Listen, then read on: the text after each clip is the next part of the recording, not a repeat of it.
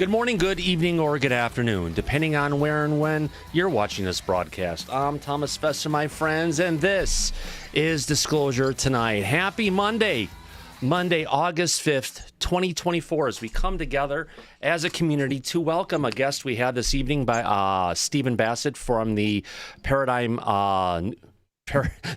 Group, New Paradigm Group, actually Paradigm Group, I find. Research Group. Paradigm Research Group. Yes, my mind is just hiccuping a little bit. There's so many groups. Yes. Is UFO disclosure on the horizon? Will UAP Disclosure Amendment become law?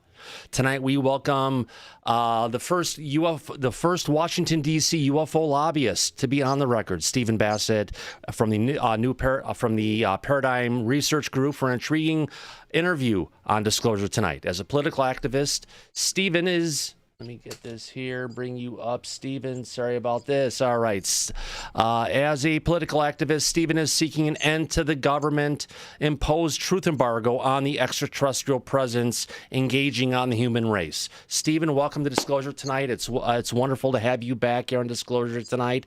There is so many things going on right now, but before we get to Washington, D.C., on the opposite coast, you're working with a Hollywood Alliance right now to try and use the influence of Hollywood to try and bring the disclosure movement forward. Would you like to tell us about that? Yeah, let me rephrase that for you. Dan Harari, a longtime publicist in Hollywood, almost 50 years, and I founded the Hollywood Disclosure Alliance in November of last year as a nonprofit, which it is, 501c3, with a very specific mandate, and that is to network two groups of people that have been essentially separated from each other or walled off for the last 70-some years. On one side is the professional content creation industry, which is vast and all over the world, but it's understood that Los Angeles County is sort of the biggest center of it. All the people in that field, producers, directors, basic, technicians and production people and what have you, the works that have been creating content for the entertainment industry in any way, shape, or form. We all know about that. We've seen their films. We've watched their TV shows. We've watched their streaming series. And everyone in the UAP world, which is the UAP activists, researchers, journalists, documentarians, documentarists, yes, that's the one. Documentarians. Or documentarians. Yeah. Either You've got works. the same problem I do tonight. I don't feel alone. Yes. Contractors, and so forth. That's an activist. Yeah. These are different groups of people, in a sense. Some of them have a foot in both camps, but overall they've been separated for all these years. Why? Because it is not in the government's interest that big-time filmmakers with big money and big production capability be putting out content that would challenge the truth embargo. And of course, decades of ridicule and derision were heaped upon the issue every way possible, not as bad as certain ethnic groups have to put up with around the world, but still a form of it, tinfoil hats and all that stuff. And so that also kept the professional industry, content industry, away. It also kept the universities out of the picture, also kept major journalists from doing investigative journalism. So you got these two camps. And so now that we're approaching a disclosure, and we're getting near the home stretch or in the home stretch, it's time to get these two together. And Dan Harari came up with the idea that I had attempted in a very limited way 10 years prior to create the Hollywood Disclosure Alliance, to help these two groups network with each other as much as they want, to any degree they want, to create any deals they want, but at least be able to find each other and also give people a platform to come out on. Right. Coming out, as it were. Right. And so we have 160 members, of which about half are Hollywood members, about half are UAP founding members. And there are a number that you could almost put in either camp, but you got to pick one. And they are up on that website, and you can go to hollywooddisclosure.org, and you can see all of these individuals who have put their face and their bio on that page saying, I'm in it. I'm in to play Let's get together. Now, there's already deals being made and networking taking place, so it's working very well. There is a prototype for this, or an earlier version of this, that is one of the reasons that this happened, right? And that is this. Let me just get this back up. Hang on. My camera's getting weird. There it is. Over 30 years ago, a much more substantial organization than the HDA is at this time was formed by one of the most well-known person in media, and that is Norman Lear and his wife Lynn, and a couple of their friends. They came together to create the Environmental Media Association, EMA. And this is over 30 years ago, late 1980s. However, the idea was similar, but the prestige. Uh-oh. So they threw a huge awards dinner to launch the EMA and actors and what have you. And it just so happened that one of the early publicists, the first publicist working on that over these, was Dan Harari. And so when his interest in this issue exploded, and when he met me, he came up with the idea, let's do it for this. All right. Now, the EMA is like super high end. We're just getting started. But the idea is the same. Let's give these two groups the ability to network, find each other. Let's build a membership up, and so they can make deals. The Hollywood Disclosure Alliance does not get a piece of the action. It doesn't have any equity. It is a nonprofit. People can make all the deals they want. They can make all the money they want. We just want them to get the content right, hopefully, and also have the access to the resources. So that's what the Hollywood Disclosure Alliance is about. Now, doesn't Dan have a documentary coming out on pay-per-view later this year with Lou Elizondo in it? Maybe it's a different Herrera. No. Dan Harari doesn't have a documentary coming out with Lou. Lou has a documentary sort of in the works. There's a couple of other documentaries in the works, including the Accidental Truth, Re-Up or something. That's Ron James. Oh, great. It's my connection. With increasingly higher production values, some of which has got Hollywood backing or industry backing. And that's just another reason why the truth embargo is cooked, whether or not the people that are running it know that. And that's only going to increase. And I think the Hollywood Disclosure Alliance is helping there. So that's what I know about that. Absolutely. Thanks for the insight on that. You know, looking back at Hollywood back in the day, there was, you know, going back probably 30, 40 years at this point, probably 25, 30 years at least, Steven Spielberg reportedly had people within the administration going ahead and feeding him information for what was going on with Close Encounters of the Third Kind. And then beyond that, even on the X-Files, Rick Doty was actually going and consulting for the television shows back in the day. So there has been a history over time to bring it out. Whether the deep state liked it or not, there's been a conversation going on with regards to it. Yeah, there has been some collaboration between these two worlds, but not much. Right. All right. And Spielberg has been at the center of a lot of it. Which is to say that, get this out of here. I'm fairly confident that Steven Spielberg has known about the ET presence for a very long time. It doesn't mean that he's going to come forward and directly confront it. But he does have another movie scheduled to come out next year on the topic. Well, he's got a movie related to this issue, and it's notable that he's promoting it 2 years ahead of time. Yeah. But his history goes back a long ways, and we do not know the details that much. He is the one that will tell us one day the whole history. But what we do know, of course, is that he has made a couple of major films that have affected people's worldview on this issue. And of course, Close Encounters of the Third Kind is right there. And clearly, he was looking at this issue, talking to people, And Alan Hynek is an example of somebody from our world that was brought into that world and consulted a little bit. Of course, Hynek was a very high-end person and had a PhD and a substantial record there. So he was given that privilege. It wasn't much. Okay, it wasn't much.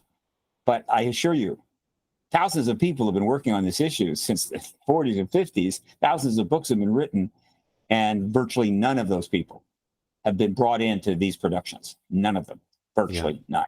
But the occasional one. But nevertheless, Spielberg has made this great contribution.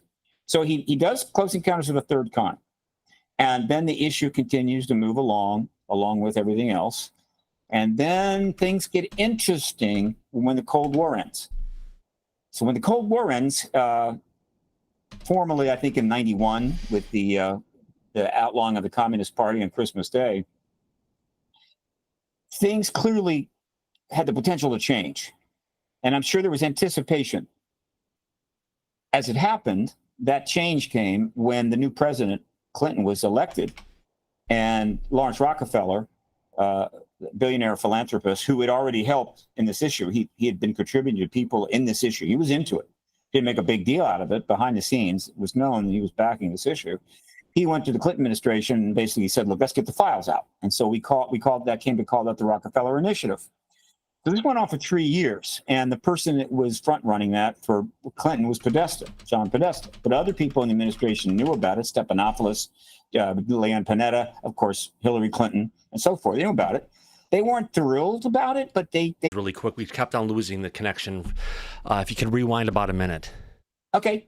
So I'm glad you brought up Spielberg because he has played a very important role in this issue from the film industry side, Hollywood side, right? One of the legends, one of the top people. His Close Encounters of the Third Kind is an extremely important film that brought a lot of people into the issue.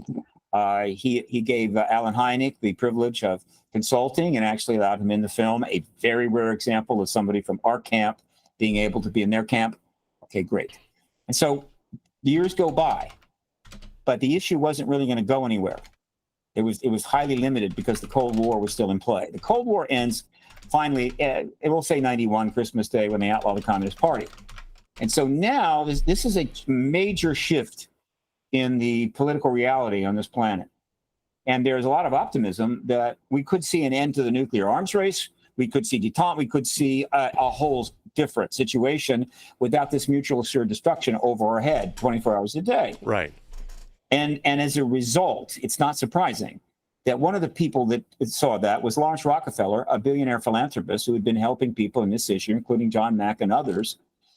He felt now's the time. And so he approached the Clinton administration in the second month, within about a month and a half after he took office, and basically said, look, let's get the files out.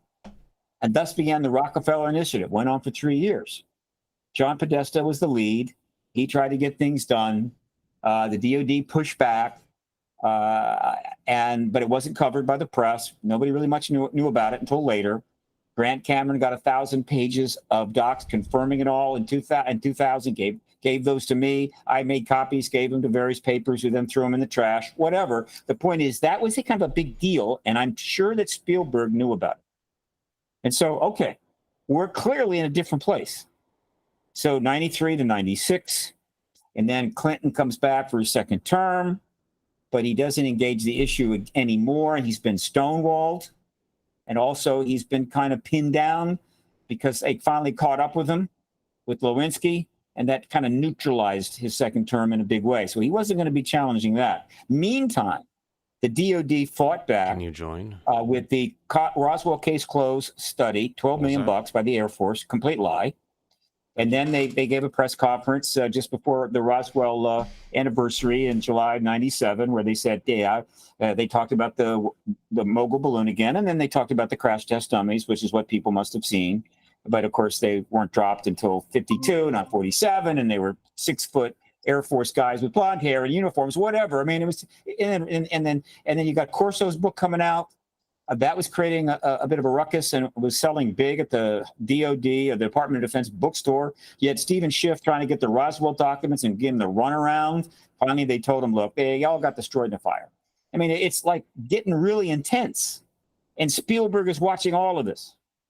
And so, interestingly enough, after Clinton is done, Gore does not win a second term, which might have been a much more, helpful in terms of the disclosure process, because he would have been basically an extension of the Clinton administration. Yeah, It would be Clinton administration 2, with, of course, the president, and possibly even Hillary Clinton as the vice president. Whatever. Point is that. I guess he didn't pick her, obviously. So scratch that. The point is, he lost, and Bush comes in. Now, the issue, though, was still hot, and so it's interesting to note that in the time that Clinton leaves office, on January 20, 2001, over the next 25 months, something very significant happens. First, Spielberg wraps up a 20-hour series, the longest of its type ever. This is before the streaming days. and then this is before the Encounters series that came out last year. Well before. Yeah, this is back in 2001 too. The Encounter series came out 22 years before this. Okay. Yeah. So he wraps up this huge series. Fine, but at the same time he's doing that, John Podesta has worked out a deal with Sci-Fi Channel that's going to air that series. And somehow this deal involves the Sci-Fi Channel funding a new organization operating in D.C., but unlike Steve's organization operating out of his aunt's attic in Bethesda, right, as still the only UFO lobbyist with an annual budget of like $12.50. This was going to be the real deal. This was going to be funded. It was going to have a high-end K Street law firm. John Podesta's brother's public relations firm, Anthony Podesta, was going to be the public This was the real deal, and they were going to go after the issue. Okay, that was in play. So this is all subsequent to Clinton leaving, but well aware that the doors were opening up. We might be in a position to move toward disclosure. So this is coming down as a launch story for Sci-Fi Channel, because pretty much Sci-Fi Channel launched on September 24th, 1992. So this is right around the same time Sci-Fi is about to launch. Well, yeah, but this is 2002 is when it finally all breaks. Yeah. But it's all going into it's all being put together behind the scenes from just about the time that Clinton leaves office until October of 2002. And what happens is that Sci-Fi is going to fund what amounts to an activist organization that's going to address this issue, but a legitimate one with all the bells and whistles. Now, they approached me to be involved in it. The interview did not go well, right? I'm a freelance, work for himself, basic activist. I don't have credentials. And so the vice president who interviewed me going, we don't want this guy. And I don't blame him, right? I don't think I was ready for prime time. And so, but Leslie Kane was chosen as the research director and so forth. And so this was launched on October 22nd of 2002 at the National Press Club. And I was sitting in the front row when that took place. Podesta was not part of the Coalition for Freedom of Information that was being announced, but he opened the press conference. And that's when he made this about 4-minute presentation, of which I haven't seen the full one lately, but the key statement is now legend. It's been seen all over the world, where he says that it's time for the people to know the truth about this issue because they have a right to know, and it's the law. And you can find that on YouTube. And I nearly fell out of my chair. And so clearly, Podesta was supporting ratcheting this up, taking it to the next level. Okay, Sci-Fi Channel was providing the money. Okay, and then just a few weeks later, Sci-Fi Channel drops the Taken series. First with a big premiere in New York, and then another premiere shortly thereafter at the Reagan Building, brand new Reagan Building in Washington. I attended that. They showed, I think, one of the episodes, and the big shots were there, and they talked about it. And they had waiters, full tuxedos and white gloves walking around with silver platters with the best hors d'oeuvres I've ever had. Yeah. I've got some plaques from it. So they dropped the Take It series, which was a 20-hour series about basically the whole thing. It's a narrative series trying to sort of embrace the whole issue, well, most of the issue in a narrative way, with the focus on contact and abduction taken, right? And so he's bringing out literally simultaneously with the immersion of the Coalition for Freedom of Information, the contact issue. And they're all connected together. Spielberg, Sci-Fi, and of course the Coalition for Freedom of Information. And so this is a huge deal. And in the Taken series, the way he narratively represents the truth embargo is a kind of a family operation where members of a family that are in the Air Force, in the government, kind of go rogue and conceal the thing. That's better than nothing. But still, he's implicating the government in a truth embargo and a cover-up, and it was pretty nasty. I mean, people were getting killed. All right, so that drops, right, literally shortly after the Coalition for Freedom of Information comes out.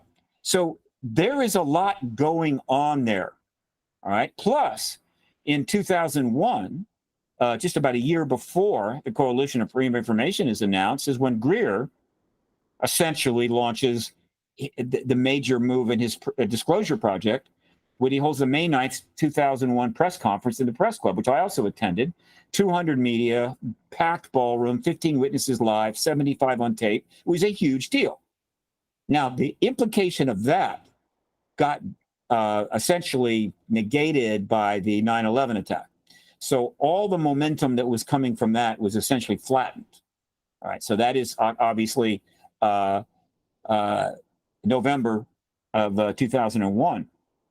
But in spite of that, in spite of the fact that now we're in this huge upheaval, having been attacked in this way, they go ahead with the Coalition of Freedom of Information, launch the Taken series, right? Podesta comes out, makes his statement. And again, we're in the fall of 2002. Right. And so I'm looking, and plus in that same year, I was running for Congress. I was running as an independent candidate for the House seat in the 8th District of Maryland. And I got on the ballot with about 5,000 signatures. And so that was kind of happening. It was interesting times, and everything seemed great. Looked like it's happening. It's rocking, right? Spielberg's involved, Podesta's involved, blah, blah, blah, blah. And then George Bush decided, okay, here's how we're going to deal with 9/11. I'm going to invade Iraq and Afghanistan and any other countries I want to, and literally sets the Middle East on fire. And that blew the entire process up. Right. Which is about to happen tonight from a different aspect. So let me ask you this, Steve. Do you think the Middle East being on fire again now will also hold this up at this point? Yes, but not to the same degree as that.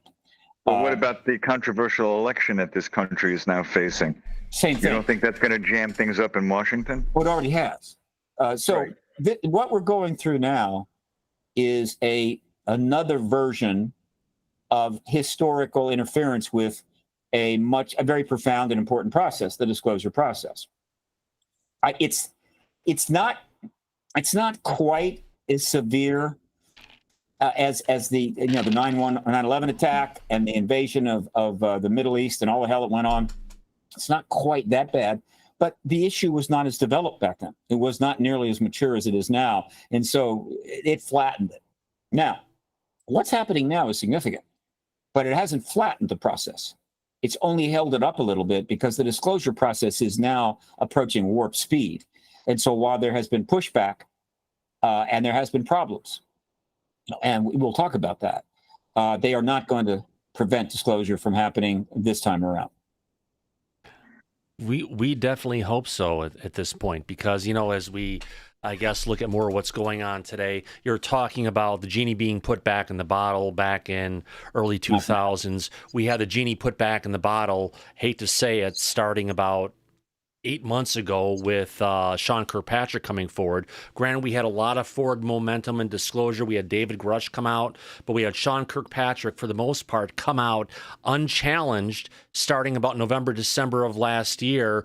Article after article, media piece after media piece, interview after interview, and there was no one going up against him. And in the public eye, although we had a lot of forward momentum that came out of David Grusch coming forward, a lot of that was lost just because there wasn't a steady beat of information. There wasn't anyone going toe-to-toe with Kirkpatrick and pushing back. And while we can look at what's going on in the community, we have to look at what is going on in the greater public and what is the message that was coming out. And none of us would think that I'd heard about a year and a half ago that the Air Force was trying to put the toothpaste back in the proverbial tube for this matter on disclosure. And we're like, there's no way it could happen. But what we saw in that period of time was literally public opinion shifting in the opposite direction away from the believability and understanding of where we're at. I'm going to help you here, Thomas. I'm thinking based upon some things you told me. You have a life. You may have a family, a house, or whatever things to take care of. You may have cats, dogs, or whatever. All I do is follow this issue. And I follow this religiously day in and day out with Mike and others. So this isn't something that I just follow lightly or just pop on and do a live stream.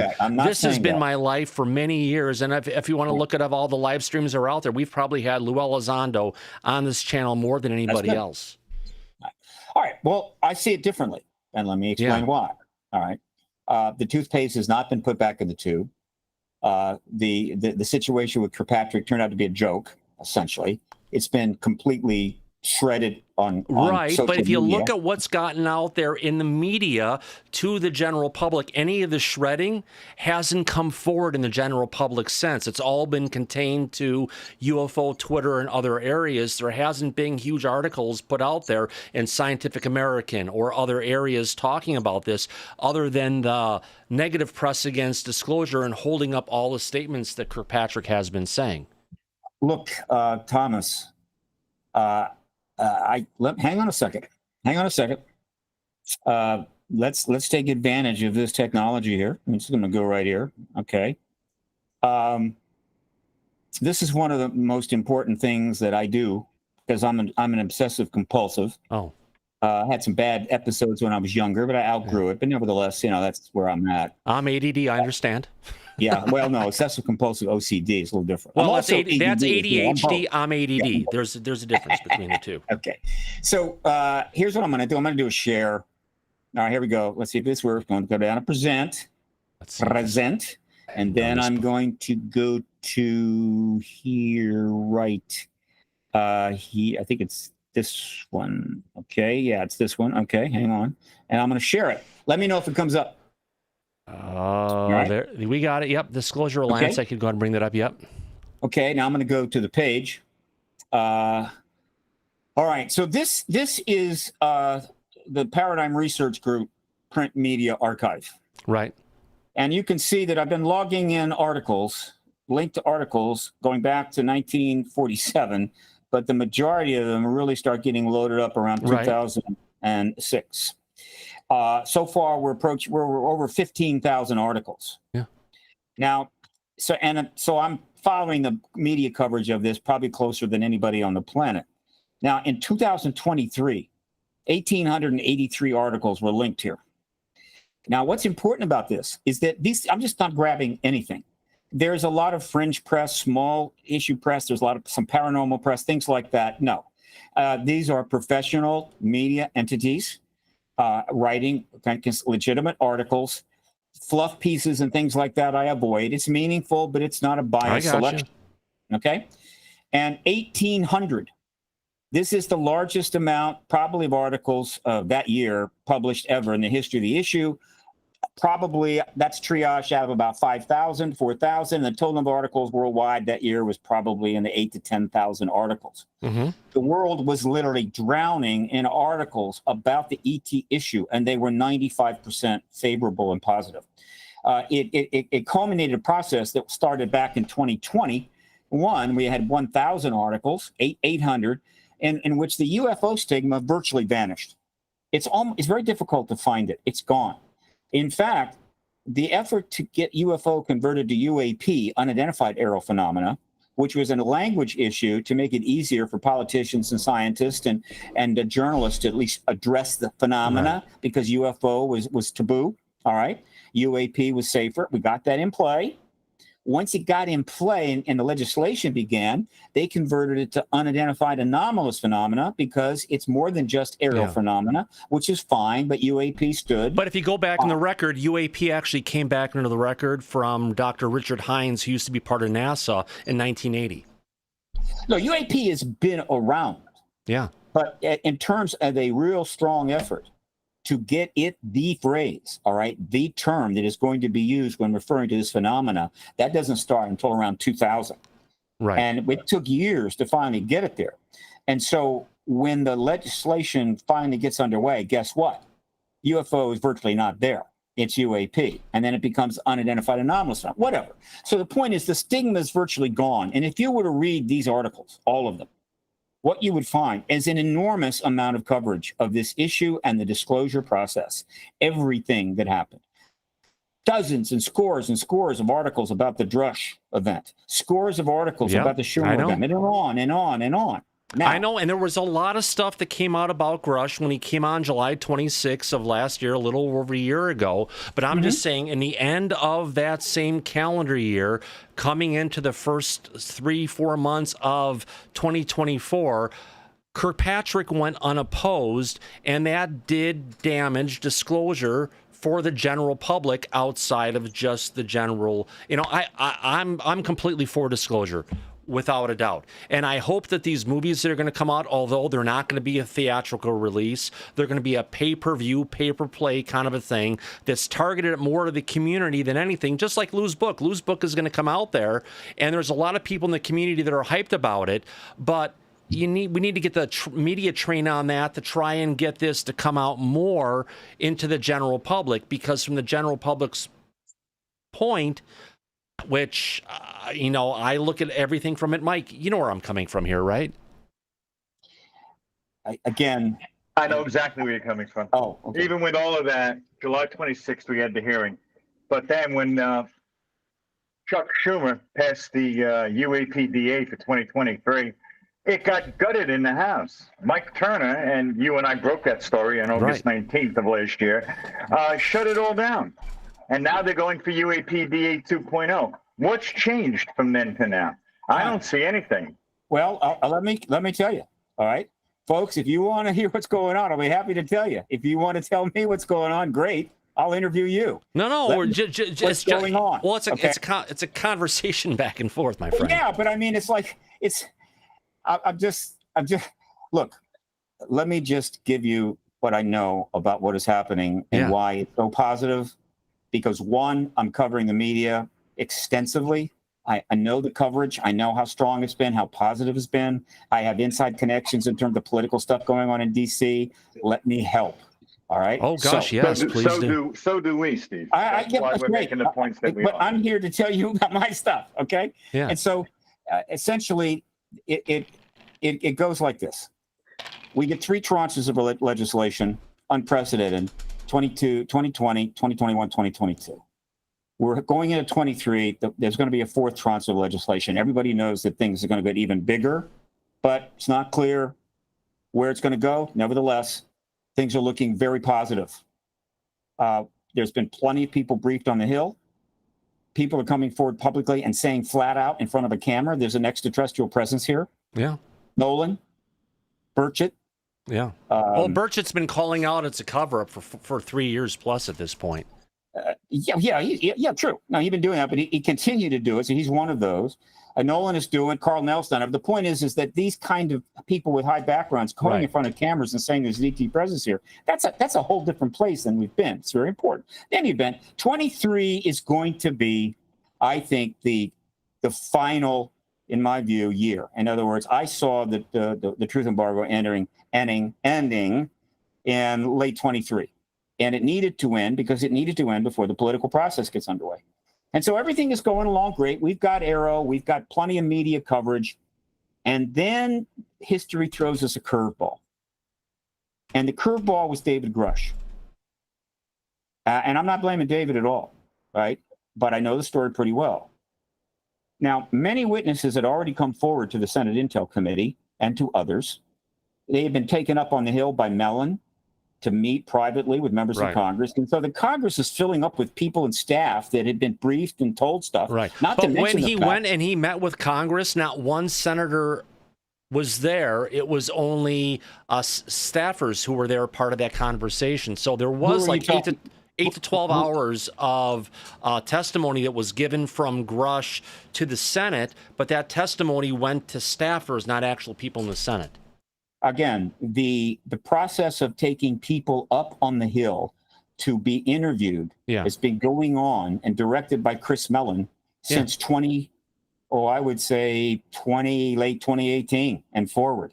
How many were taken up there, we don't know, but it's a lot. And so we have no idea how many members of the Senate Intel Committee have talked with how many witnesses Right. and when, right? We don't know, but it's a lot. Right. And that process was essential Right. in order to get the Congress or committees to be willing to start moving to legislation. They've Right. got to be informed. And And has that's to be how we got relatively private. NDAA 1.0, the legislation that came out, and we saw the redactions and everything coming from Lloyd Austin and from Sean Kirkpatrick, how they wanted to lobotomize that document and just neuter it, get rid of the board, get rid of all the different stuff to actually make it something that is only a shadow of itself. And we're getting now to, we have NDAA 2.0, but the problem is, even brought out by Mike Rounds as of Friday of last week, came out and said there's no way to get past the House Intelligence Committee, which is Mike Turner. Actually, well, okay. You've jumped ahead of me here. Sorry. Okay. I mean, I'll get to this. Well, right? we'll get But to it there's- eventually, yes. Yeah, there's the people have got to understand the full context. Otherwise, it's completely impossible for them to. These are very complicated things going on. It's difficult, even if you're paying nothing but attention all the time. So essentially, the Congress is getting briefed up, legislation gets underway, and in addition to any information that is being given privately to members of the Congress or their committee or their staff in private meetings, they started requesting reports from the DOD, of which we know there have been a couple, public and private. And so we might see something, but then there's a classified report that's been sent up there. And they've gone to the Senate Intel Committee, they've gone to the Senate Armed Services Committee. There's been a huge amount of information that's been working its way up on the Hill, getting into the brains of these members of Congress and their staff. It's been going on for a couple of years. This is exactly what has to happen to get a major legislation passed. And so that's all great. Okay, it's all great. And so we get 3 tranches of legislation, and we move into 2023, and things are setting up very nicely. But Grusch was not supposed to happen. What has been going on is a somewhat scripted program in a way. It's not tightly scripted. It's not like a play being put on where you've got rehearsals and the cast getting together. But the various entities in government sort of know where this has to go, and they're sort of cooperating. There is a structure to it, and it's heading somewhere, and it has a final outcome. But Grusch was not in the script. Now, they knew about him, right? They knew that he had information. He had already gone to the Intel Committee. He had started talking to Coulthard almost a year before he comes out on June the 5th. That goes all the way back to 2022. So the DOD knows about him. The Intel Committee knows about him. They know he's unhappy, and they know the story. But they did not think that he would pull the trigger. Now, ultimately, the reason he does that and comes out as a self-professed whistleblower, meaning, I think this is an illegal thing, and I'm coming out. I'm not happy, and I'm telling you something that maybe I shouldn't say. So he's kind of a whistleblower, and I think he agrees to that. He comes out because he's getting the IG office, the intelligence community IG office, could not fully protect him. I mean, they could stop people on staff or at the DOD from giving him obvious harassment, but they can't stop the death threats. This is America, 2021, 21st century. Everybody's threatening everybody with death. It has to do with the nature of media and social media and so forth. And so he keeps getting death threats until he's had enough. And so he arranges an interview and ultimately decides, okay, air it. And then the debrief, run that article. And they all blast out on June the 5th last year. It broke while I was at the Contact in the Desert, a huge event in Indian Wells. on Monday, June the 5th, and caught everybody by surprise. And we watched it all live together. It was a big day. It was huge. And so that breaks on June the 5th. It was not supposed to happen. Right? Why? Well, it's actually going to come sooner, but there were some delays that came to it due to a leak that came out from Danny Sheehan going ahead and mentioning David's name before he actually wanted to come out, and that did cause some commotion, did pull him back from that article that came in the debrief and followed by other places where it was covered. Grusch is a great guy. I was talking to him for at least 6 months before the whole thing came out, so it's an interesting situation. And this situation he had where people were going after him, that happened at least 3 to 4 months before he actually came out. No, it had been going on for almost 2 years. The point is that he finally comes out. Whatever the circumstances, he does pull that trigger. And that was not in the script, right? In other words, as I've said on dozens of podcasts, and this is the one point that I cannot repeat enough and that your listeners, your viewers need to understand if they don't already, is that all this stuff that's happening, that the legislation is being passed, the briefings of member of Congress, all the news articles are being run, the setting up of this group, a task force, and then Arrow, all of this has nothing to do with the government trying to figure out what this thing is that's up there, right? Because, oh my God, we need to know about this. It could be a threat. They've known about it forever. That's the cover. They've known about it forever. And so the obvious question is then why are they doing this? They are doing this because they figured, they know, certainly many have known, and obviously the group that came forward in 2017, the Magnificent 10, knew that the truth embargo was toast. It was done. It was going to end pretty soon. And if the truth embargo is going to end, however that happens, and by ending, that means capital D disclosure, that means the head of state comes forward and confirms we're not alone, whether it's our president forced to do it first or our president following another head of state that comes forward and does it first. But in any event, it's going to happen. Right. And if it does happen, and we don't have all of our ducks lined up, if we don't have an entity, if we don't have legislation, if we haven't got the government queued up, the next day is going to be catastrophic. It's going to be unbelievable, right? And so that can happen. And so they have this problem. It's a wonderful problem and dilemma that they face. They have got to set up all the infrastructure and the legislation and get people prepped and understanding and preparation for the inevitable disclosure by a head of state, but they can't tell you that. They can't come out and say, look, we need to form a group called Arrow. Why do we need to do that? Well, there's extraterrestrials here, and we need to have an organization to deal with that. They can't say that. And so they have to misrepresent the whole thing until they can finally end the truth embargo. And then everybody agrees, hey, yeah, it was all a show, but we had to do it that way. This is very odd and strange, but it's exactly what's happening. And because most people that don't follow this issue, the average person in the country, they don't know enough to be able to tell the difference. They're thinking, oh, I guess they're going to tell us what's going on here by doing all this friggin' research. No, they're not. And so, and the people in the field are watching this and going, what? Yeah. What are you talking about? And they're not getting that there is a disclosure process underway that is now being orchestrated from within the military intelligence community and the Congress. And it's about as good as they can do, and it's not going that badly, but it's had its problems. And some of those problems are external and some are internal. The internal problem was Grusch. Why? When he comes forward and says in front of a camera, we have non-human tech and non-human bodies. Forget about the fact that he eventually repeats that under oath in front of Congress, but just doing it to cold fart. He has dropped that right into the middle of this whole thing. And that is a huge problem for everybody, in particular, the President of the United States and the head of Arrow, Dr. Sean Kirkpatrick. Now, Kirkpatrick was made the head of Arrow. Right. But is it safe to say really quick about Kirkpatrick? What Kirkpatrick is saying is what he's been told to say, not what his feelings are. He's basically the mouthpiece for the deep state. I'm not going to disagree with that, but he was. I don't want you to disagree with Arrow.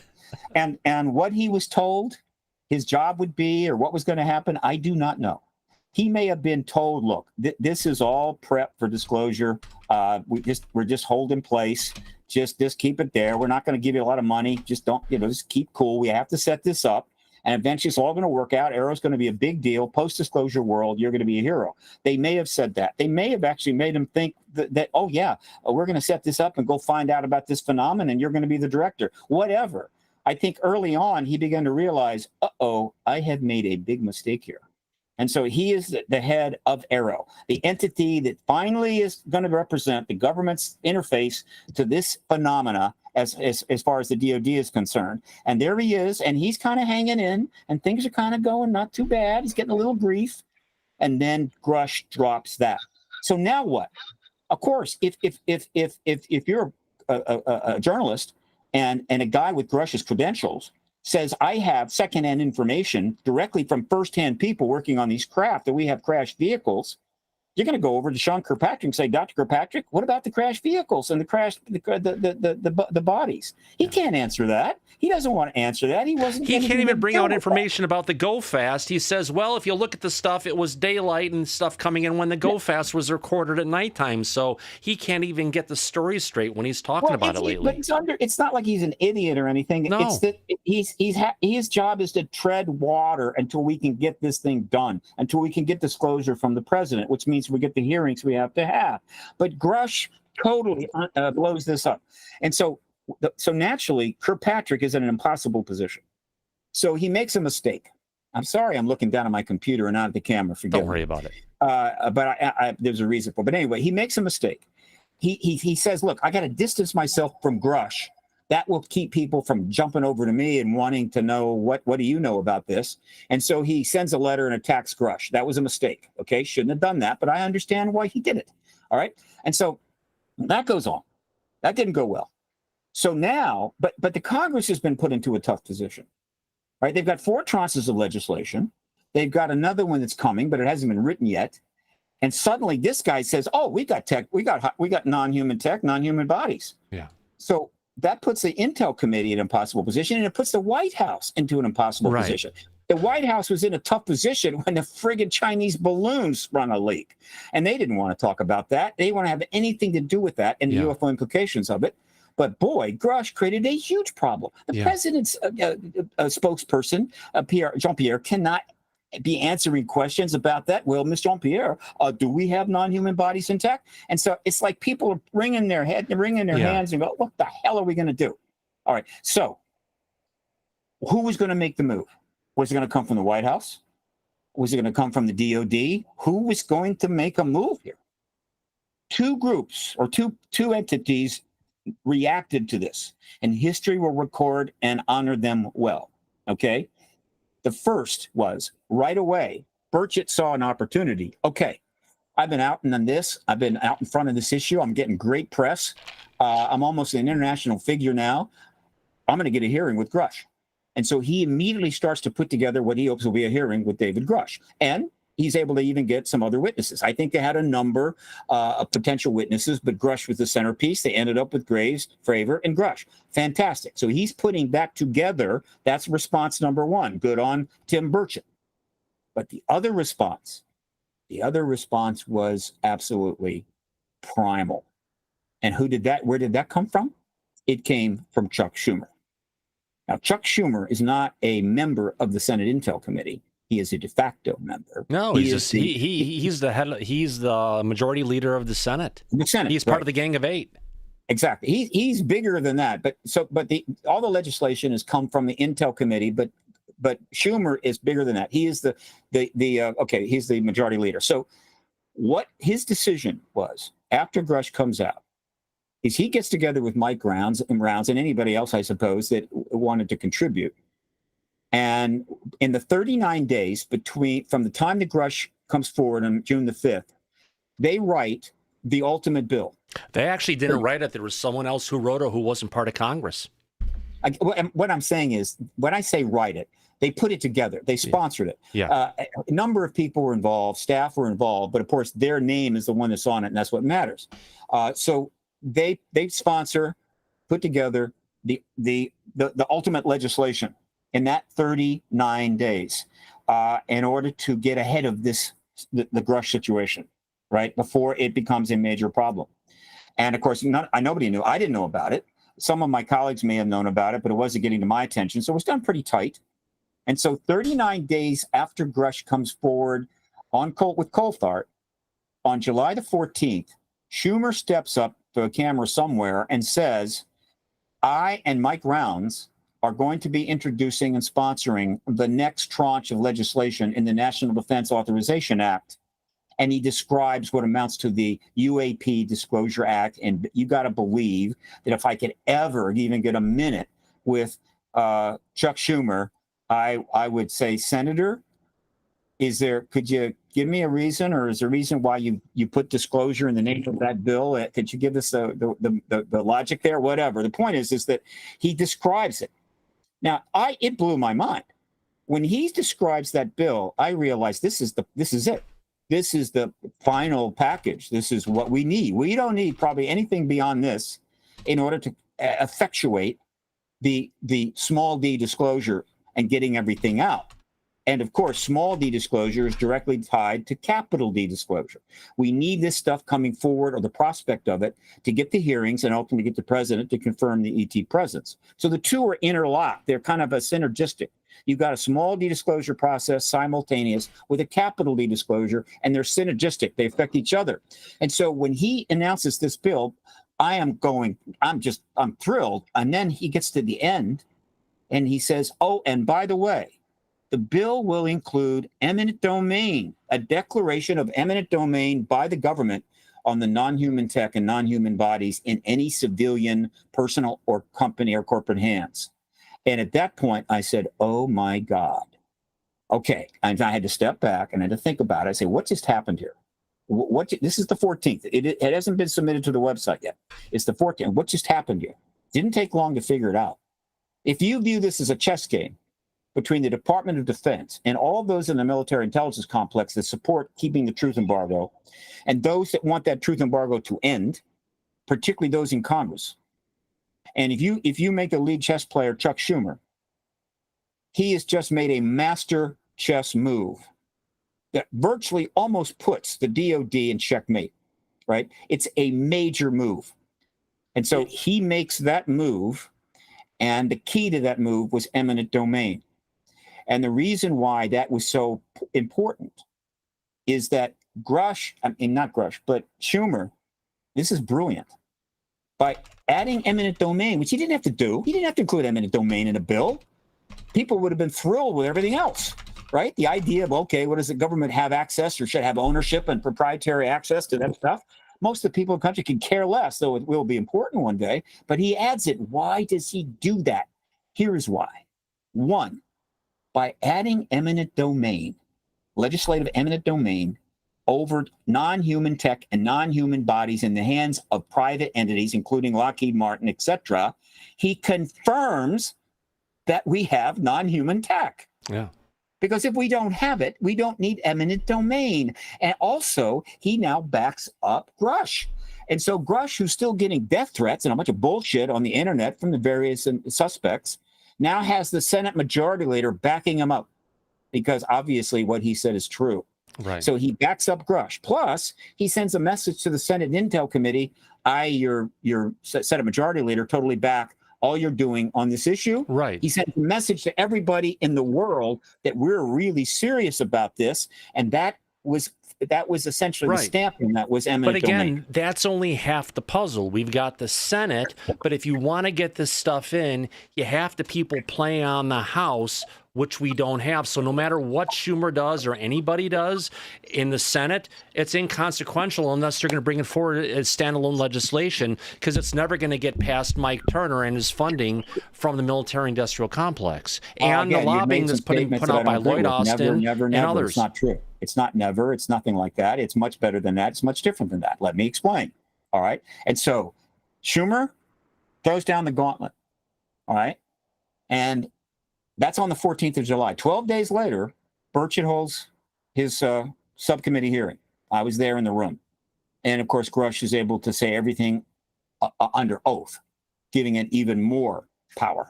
All right. And a few things came out in that hearing that had not come out with the interviews with Coulthard or the debrief. The most notable was when Mace very cleverly said to Major Grusch, you have said that we have non-human technology, do you happen to know the locations?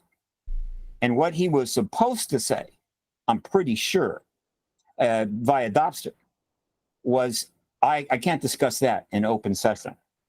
But instead, either intentionally or accidentally, he said yes.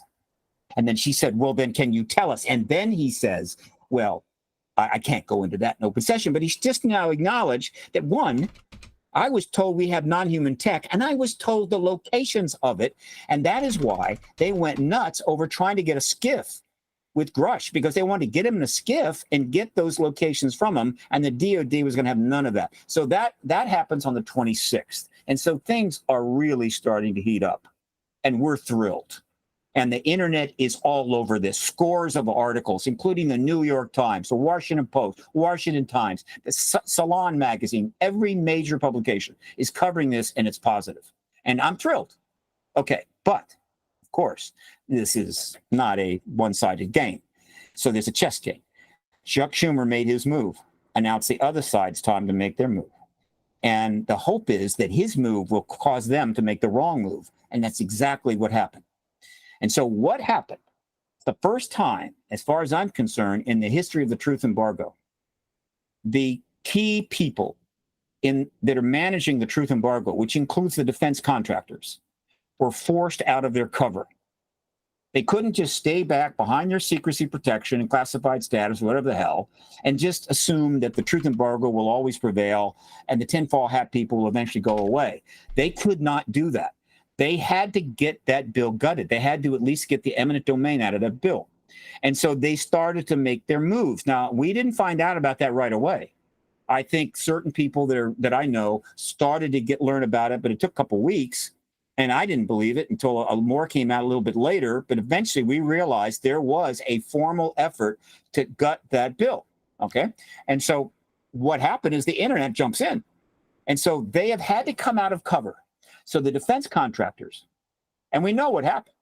The defense contractors had to make a move. They could not just stay silent. And so they put pressure on Turner. They put pressure on Rogers. They put pressure on Mitch McConnell and Johnson, and basically say, boys, you all get a lot of money from us guys, millions of us. And if you don't get that shit out of that bill, neutralize that bill to whatever degree they wanted, eminent domain, probably absolute minimum, you're not going to get any more money. And so given the reconciliation is a private thing that goes on, it's not a public thing, those powerful guys get together with those individuals at dinner or later and say, you're going to have to gut that bill. And they did. But it was all transparent. It was obvious. And so now what else did Schumer accomplish? Did you see the bill? By making them gut that bill, he forced the defense contractors to publicly essentially acknowledge they have non-human tech. Because if they don't have non-human tech, they could give a flying fuck about eminent domain. And so he's forced them out of cover to confirm what Grusch has already said. So they really lost that, but they thought they'd won. And so the bill is still kept intact in terms of the basic essence of the bill. The fundamentals are still there. They didn't have the guts to try to get rid of it all, which is still a win for us. And so the bill gets passed, and they're sitting back in their dining rooms eating lobster bisque, and they turn on the TV, and there's Chuck Schumer in the Senate chamber with Mike Rounds on a camera doing a read-in. Right? You know what that is. It's a read into the record. There's nobody else in that chamber except the cleaning people. And in that 10 minutes, he basically says to them, we're really sorry that this happened, and we're kind of irritated with our Republican friends, but we're not going to stop on this. We're going to keep at this. We're going to get this done. In which case they said, oh, my God, wait a minute. What have we done here? We just outed ourselves. We've used up all our political capital. We've gutted the bill.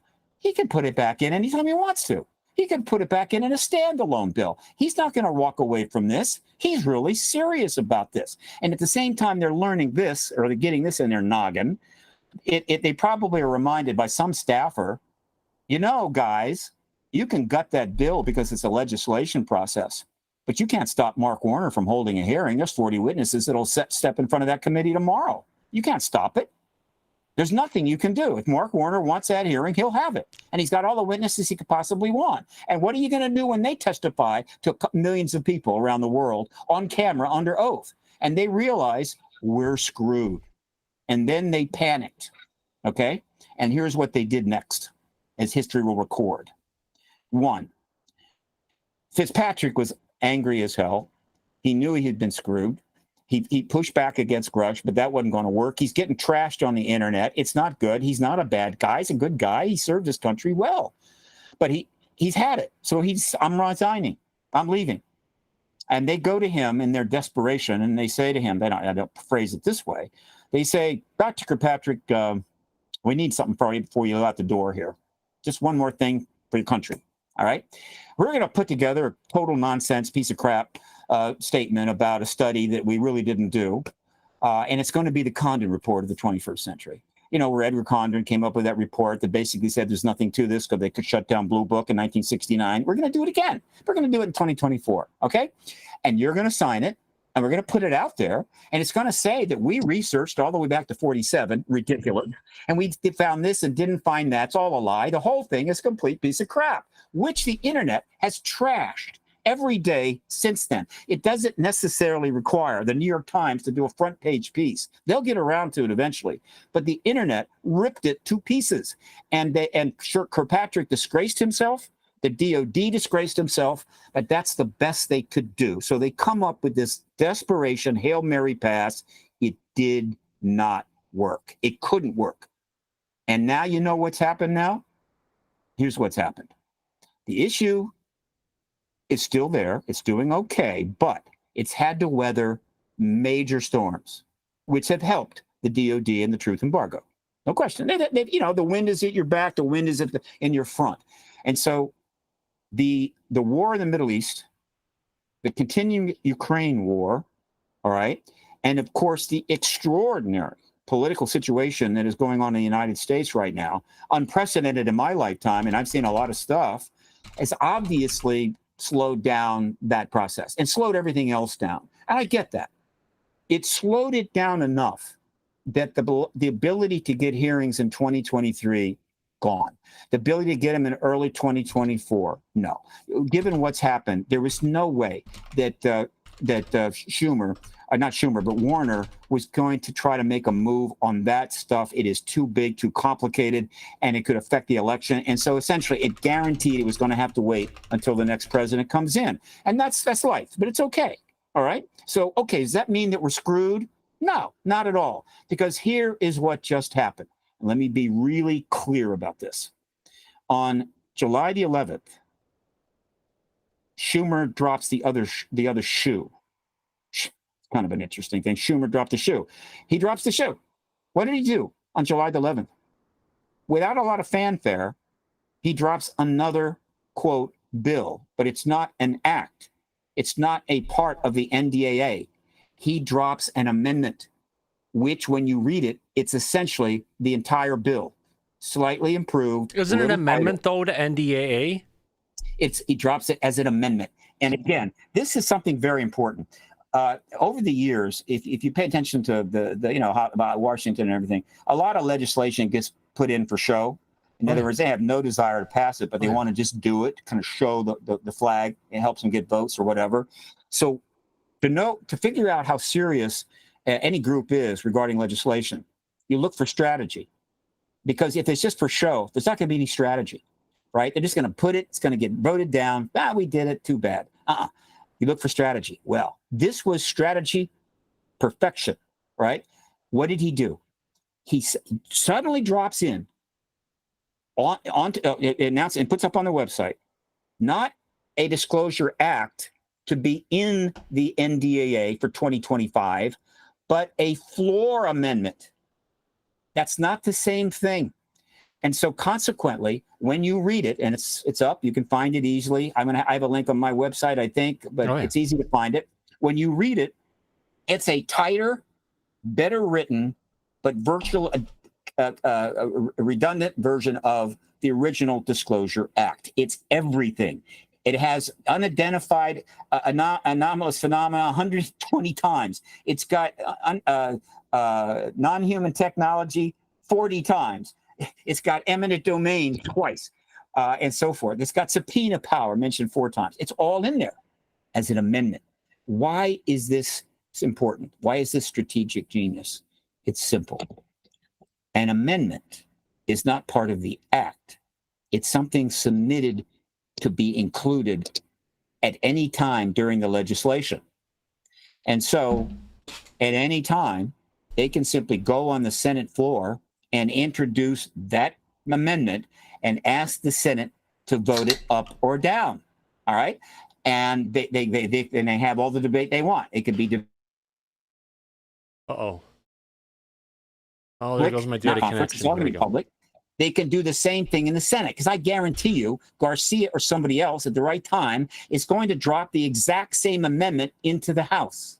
And so that forces them, one, to do an up and down vote. Two, there will be debate that's going to go on publicly on it, putting everybody in an impossible position. The defense contractors are going to have to Wasn't there someone in the House of Representatives, I remember, who actually brought up and wanted to include NDAA 1.0 as part of actually UAPDA 1.0 as part of NDAA for 2025 fiscal year 2025, but that never went anywhere in the House. I know, but look what Garcia did. Yeah. What Garcia did was simply drop in a potential post of legislation for the NDAA, which I think was only about the UAP review panel. All right. Right. And he knew there was no way that it was going to go anywhere. Right. But why did he do it? Because when he drops that into the House, he is telling the defense contractors and the Department of Defense, we don't believe a goddamn word of that era report. Get it? Right. Capiche? It's like a little message that he sent. Now, Johnson immediately said, this is going nowhere. He could care less. It's weeks later that then Schumer drops the, quote, amendment, right? It's an amendment now into the House the Senate, which will be passed. So now they have the ability to bring this thing forward as an amendment, force an up or down vote, plus even debate. In fact, under the rules, the full NDAA for 2025 could be reconciled and then sent to the Senate and the House for a final vote. Right. The Senate and the House could then vote on it so that, okay, there's the NDA all done. And they could still, after all debate is over, enter that amendment for a vote by the House and Senate. But as the chairman of the House Intelligence Committee, as was brought up by Senator Rounds on Friday of last week, he has the opportunity to kill any amendment to the NDAA before it even gets to his committee, before it can even be brought into the document, even if the Senate wants it brought in. Well, let me put it this way. I can assure you that the Senate Majority Leader Schumer is not going to block his own bill, and Warner is not going to block that bill. I know personally. No, it's not Warner. Then I'm talking about Mike Turner in the House, the one who has. Forget the House. Forget the House. How can you? Because doesn't the House of Representatives, the Intelligence Committee, and the Arms Committee have the ability to take any amendment? They've already passed NDAA. They've already pushed it off their plate. We've got the Senate now wants to make an amendment to it like last year. If that amendment comes across, Mike Turner, before it even gets to committee, can kill anything he wants before it even gets to the people in his area, again, to kill NDAA, the UAPDA like it was killed last year. Well, first of all, the NDA is not done, but it's still in the works. It's going to take a while, but it's not done yet. It has been voted on. But technically, you're right. Okay. But this is a chess game. All right. It's a chess game, and and how the moves are played and ultimately determines the outcome. And the move that Schumer has made is a master move, whereas the House they're idiots, right? They don't know how to play this game. They're playing checkers. And so Schumer knows that they can introduce the amendment, which is the full disclosure plan and all the bells and whistles, and have it passed by the Senate anytime they want to. They can pick and choose their time. All right. Now, at the same time, of course, somebody can then take that amendment and drop it in the House. They can choose when to do that. They can wait until the Senate passes it. And yeah, Turner can block it. But unlike the reconciliation process last time around, it will be completely transparent. Turner is going to have to walk in front of that camera and say, yeah, they've done it again. They've brought the bill and the Senate is adding an amendment, but I'm not going to let it come up because I get too much money from the defense contractors and you can go to hell. You see, that's where Turner is, exactly. Well, but don't easy forget, we also had Lloyd Austin, we had Jake Sullivan, we also had who was it? Sean Kirkpatrick, all lobbying against the UAPDA 1.0 that came from the Senate to the House, and it was with their work they actually got Turner, along with his funding, to shut it down for where it could be. Now, have you seen the document that was brought up by D. Dean Johnson about 2-3 weeks ago that actually was the redacted version and with the changes coming from Lloyd Austin and co. to go ahead and say these are all the things we want to take out of it? It was an eye-opener, to say the least. Are you well, I don't know everything. So you're saying that there is a confirmed document, yes, a document, which actually represents Lloyd Austin's contributions. Yes, there's a red line document out there. Okay. All right. Well, basically, what does that say? I mean, the fact is that they gutted it. The DOD and the defense contractors push back against the bill. I mean, I'm not surprised at that at all. And Lloyd Austin is going to have to answer for that. Okay. But notice it's not until now that it came out, right? The process was such that they were able to get it done behind the scenes and deal with the blowback later. Yeah. But with the amendment process, the blowback will be instantaneous and it's totally public. There it is. It's up for an amendment. It's going to have to be voted up or down. Everybody's watching the TV screen while all the votes being, Actually, it doesn't have to be voted on in the House. It's coming from Turner. Turner can just kill it without even going to a vote anywhere. If he kills the amendment, he has to do it publicly. Like last year. And no, it wasn't so public last year. That thing was gutted in the reconciliation in private. All right. And the people that were behind it was not known. I mean, it was sort of known that he opposed to it, but all the details and everything else, all private. It's the nature of the reconciliation process. It's a conference. The public's not invited. What the amendment does is force it publicly. Now, the question is, when will they bring that amendment in? But here is the other beauty of this strategy. The amendment's out there. The bill is not going to get reconciled and be up for the president's signature until December. The language may not be, it would be wrapped up maybe in late October. And so, and maybe even November.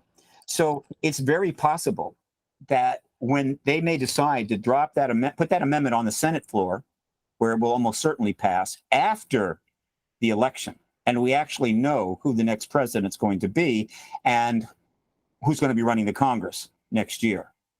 Now, obviously, that outcome is non-trivial, right?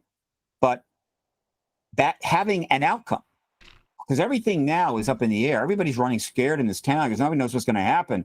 And everybody's worried about their job and everything else. But once the election is done, people know where it's going to go, who's going to run things, and those things settle down. So they'll probably wait until after the election to put that amendment in. And who wins the presidency and where the House and Senate are will play a role in how that tends to go.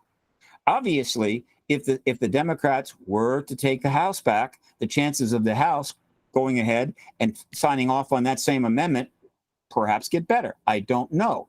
All I know is that strategically, the disclosure movement is winning because our lead player is Chuck Schumer, and he's smarter than the other fruitcakes out there that are pressing back against this. They're losing the public battle, and one of the reasons you're not seeing as much press as you would expect is because of the things that are going on in our country and outside. Look, there's been only one article about that amendment since it came out. Why? Because it came out on the 11th, and 2 days later, somebody tried to assassinate a presidential candidate. Yeah. And you want to talk about news domination. And that was about a week and a half, 2 weeks after he said he's going to release everything on the Kennedy files. Is there a tie? Don't know. I don't know. I got one issue at a time. Yeah. I've tried to give now your viewers as much a sense of the strategic situation. I'm aware of the negatives. I'm aware of the positives. I'm aware of the activities of New Paradigm Institute and so forth. They're making strides. They're raising money. They've got lots of programs. Tim Burchett and group, they're not giving up. They're going to continue to pound away at this. Yeah. And there's nothing that Rogers can do about that. Right. Because it's a different committee, the House Oversight Committee. Too, yeah. In other words, there are plenty of people in the House, Republicans in the House, that know that it would be a colossal blunder if they allow some of these bad actors in their party to keep them out of this party.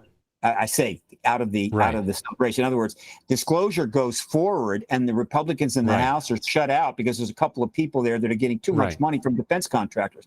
And so Burchett and those people they're not going to give up, and the others are going to join them. They've already created a kind of a virtual UAP caucus. It's not formal, but it's virtual. Eventually, it'll be formalized. They'll be the first UAP caucus ever, and it'll be in the House. In other words, the forces are lining up. Don't we have Nancy Mace getting ready to have a hearing sometime in the near future? They want to have another hearing, sure, but they are also subject to the political circumstances. Oh, gosh. I mean, the political circumstances are in another place. You got reporters running around not knowing what to do. I never trained for this. So, I'm respecting that, and I'm telling people, look, we're not going to get disclosure this year, but the way things are shaping up, next year looks real good. Early next year looks really good. Yeah. Whoever wins, I think it looks very good. But still, the political situation is extremely tense and difficult. We have extremely bad situations still in the Middle East. And so disclosure and this historic event remains subject to the bad behavior of human beings and nations. Right. And that has been the case for all activist movements for all of time. Yeah. Now, maybe, just maybe, we know there's been a lot of pushback from the DOD. A lot of this stuff has been hidden in the DOE.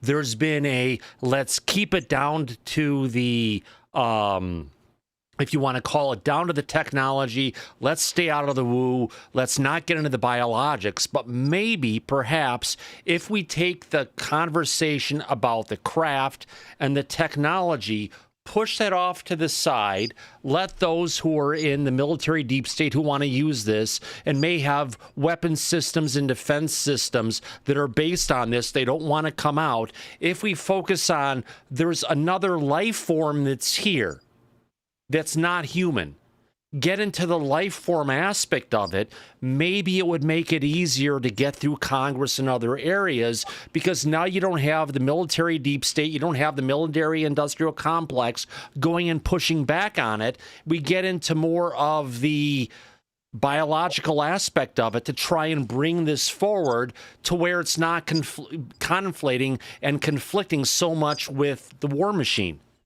That's not what I see. Look, the DOD. I'm just saying it's a possibility. It's a possibility, but the DOD's been pushing back against the disclosure process for 77 years. So that's a given. It's always been that way. Yeah. The difference now is that they're losing.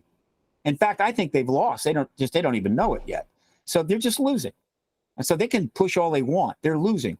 So if I assume you've read the amendment, but if anyone that reads that amendment, it's all there. The only thing that is not in that, and by the way, and I haven't confirmed this, and I had to check the gutted bill, the original bill from last year that got gutted. But one of the things that struck me, and if it's new, it's very important. If it's not, it's still important that it's still there, is that there is, and most citizens would not have any idea what the hell I'm about to tell you means. And it's complicated. But the bill, and it's in that kind of special language they use, convey something that researchers in our field have been talking about for decades. It turns up here and there, and it comes up. There's only so much they can say because it's deeply classified. Is that the U.S. government was able to use the Atomic Energy Acts as a basis for shoving lots of this stuff underneath, because those acts gave them additional protection, virtually impenetrable protection against FOIAs and any other incursions. And this bill specifically calls them out on that and makes it clear that Atomic Energy Act, there's like two of them, will not be able to screen this stuff off. And I'm going to check to see if it was in the original bill. And if it was, but still remained in this bill, when you throw in the atomic energy exclusion, I mean, it's anybody in the DOD, it's over. In other words, the Senate, the entire Senate Intel Committee, probably most of the Senate Armed Services Committee, and God knows how many other people in the U.S. Congress know the game is up. They know we got the tech, we got the bodies, we know that they've got these facilities, we got the USAP programs, and yada, yada, yada. We've been running it this way for all these years, and it's over. Eventually, we're going to have to give this stuff up. And we can fight until the last dog dies and make fools of ourselves and make historical, ruin our legacies, ruin our careers, disgrace ourselves morally, whatever. But I think more and more of them are going to say, look, it's over. Let's get on the train. Let's get on the truth train. So we'll see what happens. But a lot is going to, it's all going to be, I'm going to cover the media. But right now the media coverage is way, way down because the political coverage is just off the scale over the next 3 months. But as soon as the nominees are picked, you're going to see more coverage on the UAP issue. And then once the election is over, you're going to see a lot more. And I assure you that the New Paradigm Institute and Paradigm Research Group has been directing tons of communications from American people at the Senate Intel Committee and others in Congress. We want those hearings. We want them as soon as possible. Yeah. We want them yesterday. Because if I remember, in the Senate last year, after we had the first historical report coming out from ARO, which was a sham in its biggest intent, we were supposed to have another hearing coming from Kirsten Gillibrand, but nothing ever happened. All we got was the hearing last year, in March of last year, where it was just more of a kowtowing to Kirkpatrick than anything. I would phrase it this way for your viewers. Look, I've been around a long time. When I was a kid, I watched the McCarthy hearings. I watched the Nixon hearings, the Iran-Contra hearings, the Mumbai or whatever the hell. I watched them all. I've seen the scandals, and I've spent about half of my life in Washington, D.C. Metro. Never seen anything like what's going on right now. And so the real message is, if you want to look at the last 7 years where more has happened in the disclosure, small d and capital D processes than in the previous 70, what is most notable is not that, we still haven't got there yet, but that we have continued to have a relatively steady advance in spite of all of this hell breaking out. In other words, all of this in an earlier time would have been enough to just close it down. It can't anymore. Nothing short of a nuclear war is going to prevent the president of the United States, either first or after Xi Jinping, confirming the ET presence, in which case everything that is in the Disclosure Amendment will go into full effective force, and the whole process of bringing it all out to the world's people will begin and take about 7 years. Since you brought it up, do you think we have a greater chance of disclosure coming from Xi Jinping, potentially in China, than from the United States government itself? Well, for the last 20-some years, I've done, I think, it gets exaggerated. I think I've done about 1,500 interviews. About 2/3 of those are actually cataloged on my website.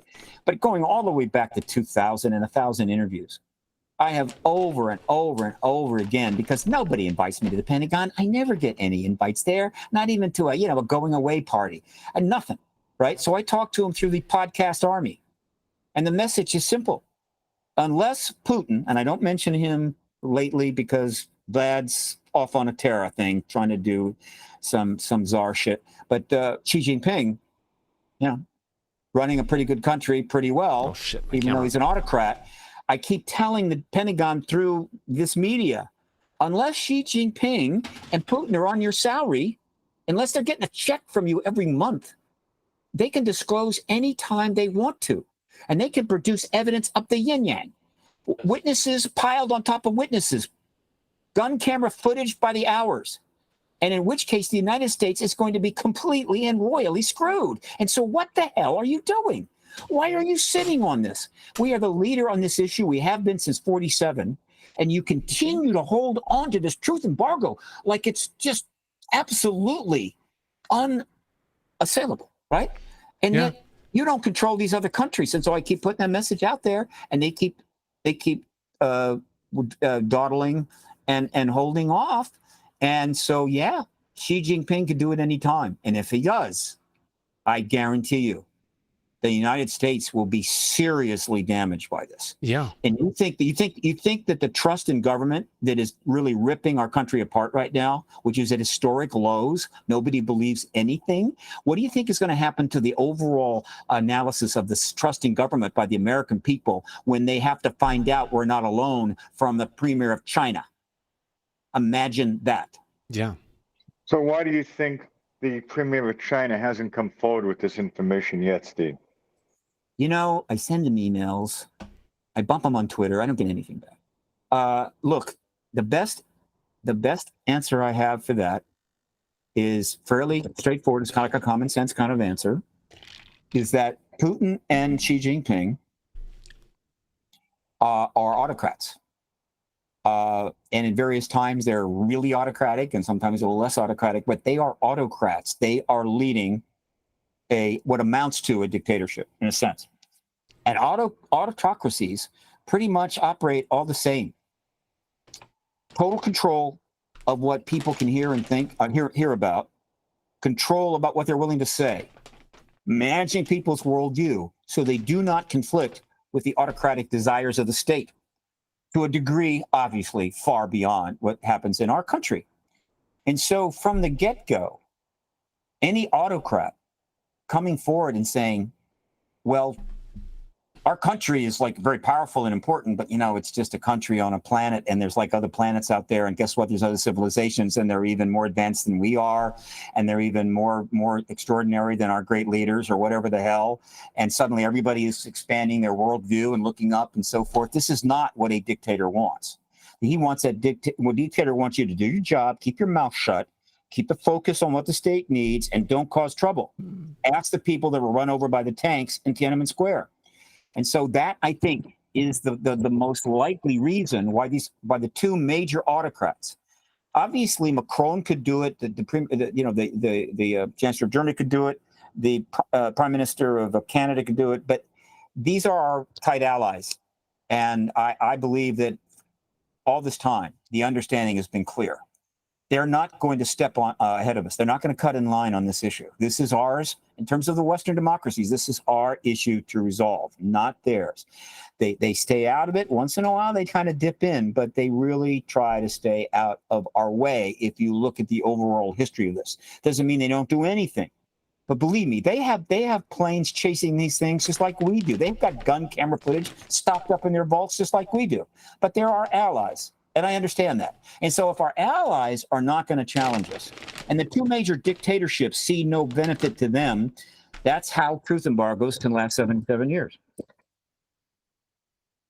Mike? Well, if they wanted to disrupt the United States and be able to invade Taiwan, China would come forward with this because it would definitely make us look bad.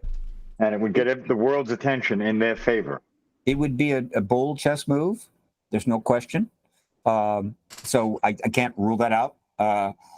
What we do know is that none of these autocrats have really done anything to advance this issue. Now, it's notable that before Xi Jinping went to autocrat, right, things were a little looser. UFO research was flourishing in China. I don't think it's quite like that now, but overall, it wasn't that big. You know, I mean, you couldn't practice. What was the name of that thing that people did? Falun Gong or something. But you could be a UFO researcher. Falun Gong? Yeah, Falun Gong. You couldn't do that, but you could UFO research. Same thing in Russia. A lot of civilian groups, and so they weren't. You know, they were not. You know. But supposedly China has like 100,000, 1 million people all doing research on this, where the United States has it really contained down to such a small amount, which has to be holding us back. Oh, yeah. No, look, our government is made a colossal blunder. The truth embargo will be historically looked at as one of the greatest blunders in all of human history. Just an absolute blunder. But in retrospect, right? You know, looking back, I get it. But China, and the other thing about China, more so than Russia, is that China has huge aspirations in space. Oh, gosh. And they keep making more strides. They've got something on the other side of the moon. They would love to own the moon if they could. And so, without question, being the nation that ends the truth embargo and brings forward those non-human tech and non-human bodies for us to see, as well as information and knowledge they've learned from it, is going to advance their bona fides regarding their interest in space substantially. And so again, I say to the DOD, get off your ass, please, right? Please, Yeah. Stop, getting involved in, foreign wars you have no business involved in and slaughtering civilians by the thousands, and get this damn truth embargo so we can all go forward together and create a new civilization. But they're stuck in the 19th century, the 18th century. They're good people. They're patriots. They're trying to do their job. But collectively, the military intelligence complex is just stuck. It can't really adjust to an evolving world. All it can do is adjust to evolving weaponry and evolving war strategies. Right.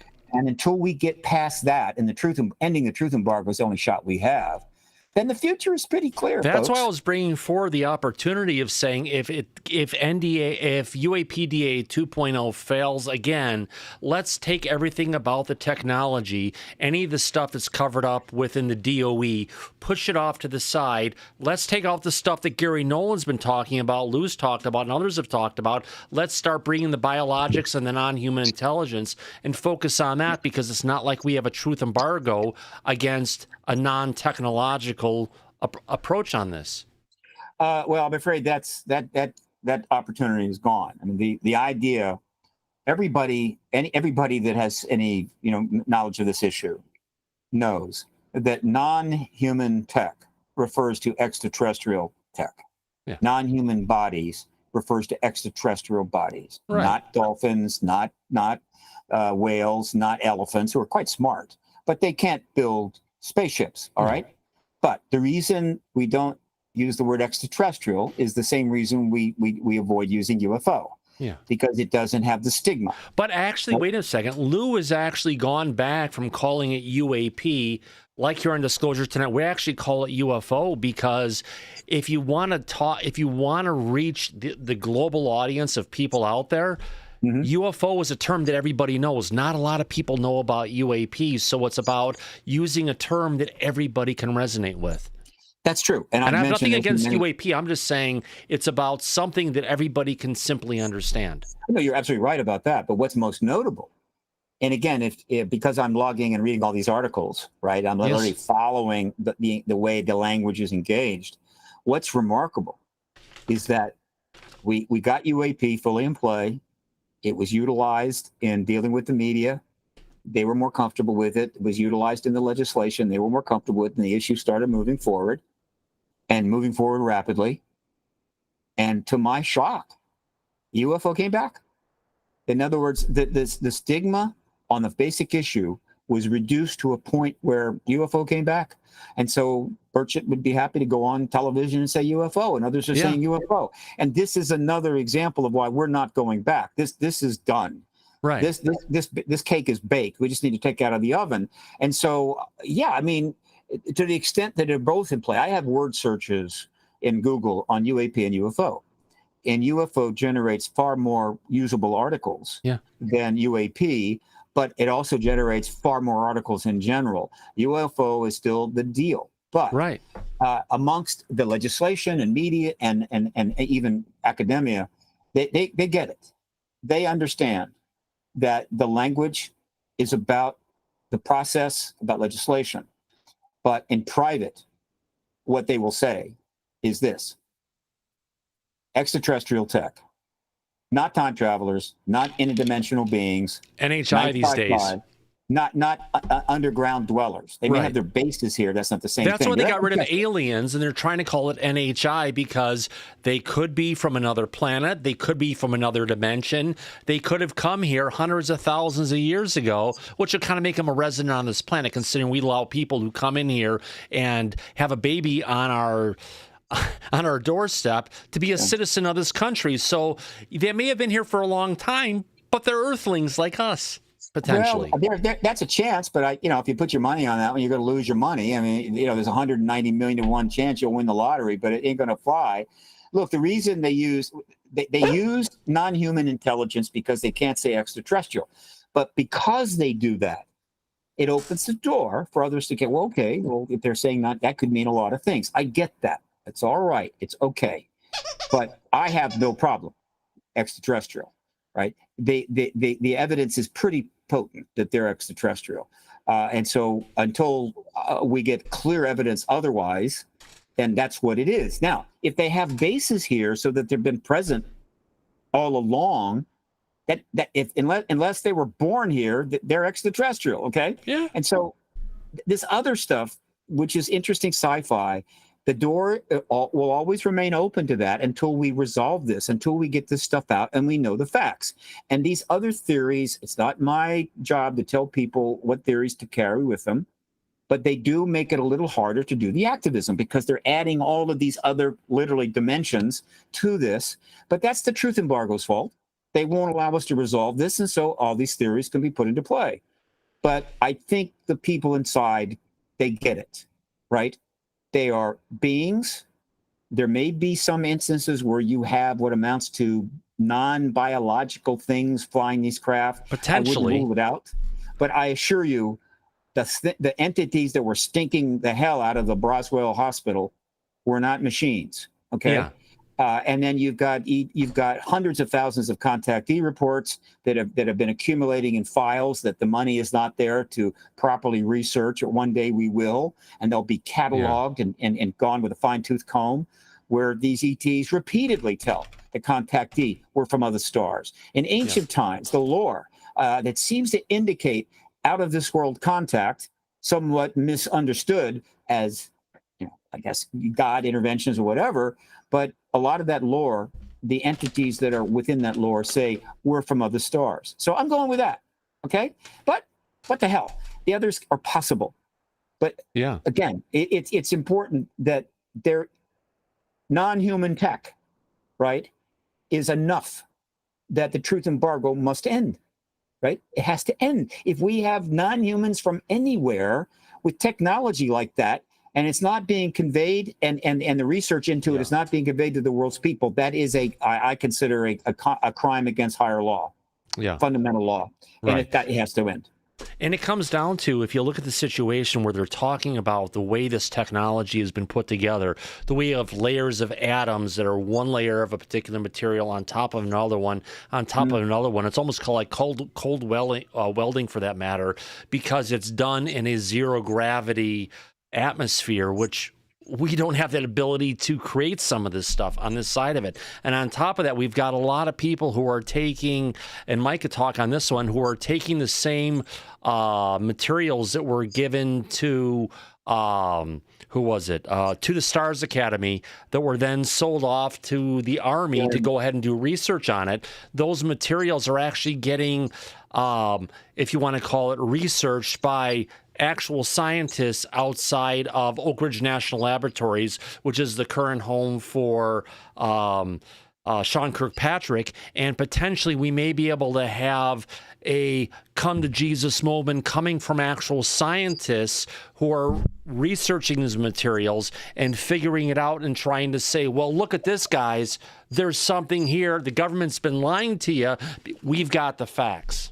They've already figured it out. Look, these little materials that turn up here and there, it's very difficult to assess them, though. It takes a lot of effort, a lot of time. It's not particularly conclusive. And the government would love us to be fiddling with these materials. But it's conclusive. It comes down to the technology. They've got Mike. They have had the craft made of these materials for decades. They have studied these things to death. Yeah. And so all this other stuff is just a distraction. But and Lewis said we don't have the material science to reproduce it.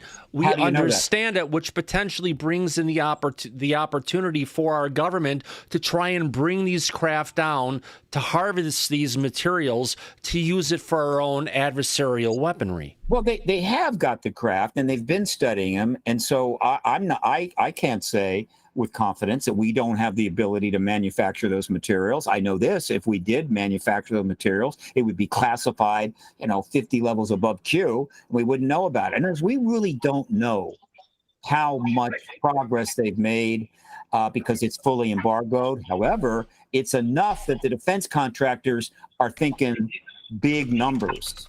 right? And so I'm going to assume it's pretty substantial, but until we end the truth embargo, we just don't know. And Yeah, but Steve, what Thomas is trying to explain to you is that you're discussing what the legacy program that the government has been operating for decades now, Sure. what they may or may not know. Right. That wasn't the point that Thomas just made to you. He said that there is a dedicated group of scientists New scientists. on the private side, Yeah. who are doing really amazing work to research this material and this technology to prove to the public that we are not alone on this earth, and not waiting for the government to come forward with that information. And that's the point, that we don't have to wait on the government. If these dedicated scientists that are doing this work that we've brought on the show and talked about with them, and they are successful, and I believe that they will be, then the truth will come out regardless if the government likes it or not. That was the point that Thomas was trying to make to you. And one of those people we had on recently was that. Jared Yates, who actually does have the materials that were picked up from Linda Moulton Howe, and part of the materials that were given to the stars. Some of those materials also came back to Jared, and they've been doing some phenomenal research on them with X-rays and other stuff to figure out what these things are. Look, I'm not going to. I don't really have an opinion about people. How can I put this? Look, it's research, and you can find out things. And some people believe that somehow either it's a mummy or it's a piece of this or a piece of that. It's going to be, or it's the alien skull that good Lloyd Pye was involved in. That it will confirm ETs. It's interesting. They can do it. It's not my thing, and I'll tell you why. Here is the analogy, right? Imagine thousands and thousands of citizen scientists, right? Literally spending their 401ks and going into their bank accounts and devoting their life to trying to get a cure for cancer. And they're working on this and they're working on that, right? But the institutions like the colleges, they're not really involved in it that much. You're kind of staying out of it. Why we really need a cure for cancer? And so all these people are doing this for years and decades and decades. And they're saying, we're going to get that cure. And then one day they find out the United States government has had a cure for cancer since 1947. They just didn't think you had a right to know that. And that's where I come in. I am fine with people trying to figure this out on their own. But we could have disclosure in 2 weeks. All Mark Warner has to do is bring in 40 witnesses, put them in front of the cameras, have 20 million people listen to firsthand testimony under oath, and the president will end the truth embargo 2 days later. In other words, bring on catastrophic disclosure. Let's make it happen. Bring out the truth today. We know the DOD doesn't want to bring it out, but we need the people who have the information to make it happen today. Again, it is what we have been seeing, disrupted by extraordinary international and domestic events, has been a legitimate effort by those within the military intelligence complex, as well as in our political sector, to set the stage up to finally end the truth embargo, and thus allow the process in which it all comes forward to everybody in a responsible and organized way. That has been underway now vigorously for 7 years, in spite of all of the issues. It is not surprising that those that believe the truth embargo is absolutely rock solid, unassailable defense policy, and that anybody like Grusch that goes against it are traitors. I get that. And ultimately, they're going to have to lose. But they haven't lost yet. They're able to put up a bit of a fight. But it's like football. We're on the 1 yard line. So, the other team brings out all the 290-pound linebackers and God knows what, and they really dig in to prevent you from getting a touchdown. And we still have to get across that 1 yard line, which they've been pushing back so hard on for the longest period of time. I hope we can get the touchdown, but unless we can get over across that 1 yard line, we're not going to get the 6 points, and we're not going to get the extra point for getting between the field goal. Well, right now, the play that's the play is on the table right now is the Schumer Amendment. Okay, that's a pretty big deal. It set the stage. We know that I know that Warner wants to have a hearing. I know from my sources that one of the reasons he hasn't done it is because the political implications are non-trivial. Right. And the political situation is very intense. Plus, he wants lots of firsthand witnesses. Now, there are firsthand witnesses out there that are prepared to testify tomorrow. Bob Salas is a firsthand witness, and several other of the ICBM silo commanders are firsthand witnesses. They want to testify, but they're not on the list by and large, and there's a reason for that, but we can put that aside. But he wants the people that talk to Grusch. He wants the people working on the legacy program, working with with the screwdrivers and the wrenches, working on those ET craft. He wants them, but those witnesses don't think the protection that is currently legislated is strong enough, and so there's kind of a standoff here, right? Now, I would say to Mark Warner, look, there's plenty of witnesses to blow this thing sky high, and then once you get that out of the way, these other people will come forward, but it is a reasonable excuse to hold off on having that hearing. I get it. There is strategy going on many levels. And so the witnesses are having an excuse. We're not ready yet. Warner's got a political issue, but that's all going to be resolved over the next 120 days. And pretty much everything is in place. So barring something really, really bad, meaning, a massive attack on the United States, an entire city gets blown up, or full out nuclear war, we're there, right? We're on the 1 yard line and we're going to get a touchdown. I just don't know who's going to carry the ball and what the play is going to be, but we are right there. And I know that because I know where we've been in the past, where we were in 47 and 69 and 90 and 93 and 97, right? We felt good about where things were going, but we were at midfield. But in the last 7 years, we have rammed this right up against the goal line, and I keep pounding that because look, this is not easy, and a lot of people may just want to leave the field, right? It's like this is getting too hard, and they leave the field. And if they do, then when we get the touchdown, they're not going to get to come into the dressing room and celebrate, and drink all the champagne, and eat those hors d'oeuvres. I'm sorry, you got to stay on the field. You got to stick this out. Yeah. You got to be relentless, right? Relentless. Oh, we are. And that's the key word of like Lou Elizondo has for the past 7 years. What are your thoughts about his new book that's coming out, Steve? Going to sell a shitload of books. His sales are huge. His financial problems are over, thank God. The doc will eventually come out. There are other docs in the works. There's other books in the works. Though, in terms of an insider book, his is the preeminent one right now. Well, there's another one besides the one from James Fox. There's another one from Dan Farah coming out, which is supposedly going to have a bunch of whistleblowers in it. He's the TR. What is it? TR 41 3B or whatever it is. Yeah. Yeah. He was also a producer, and he's an investigative journalist. He did the movie Ready Player One.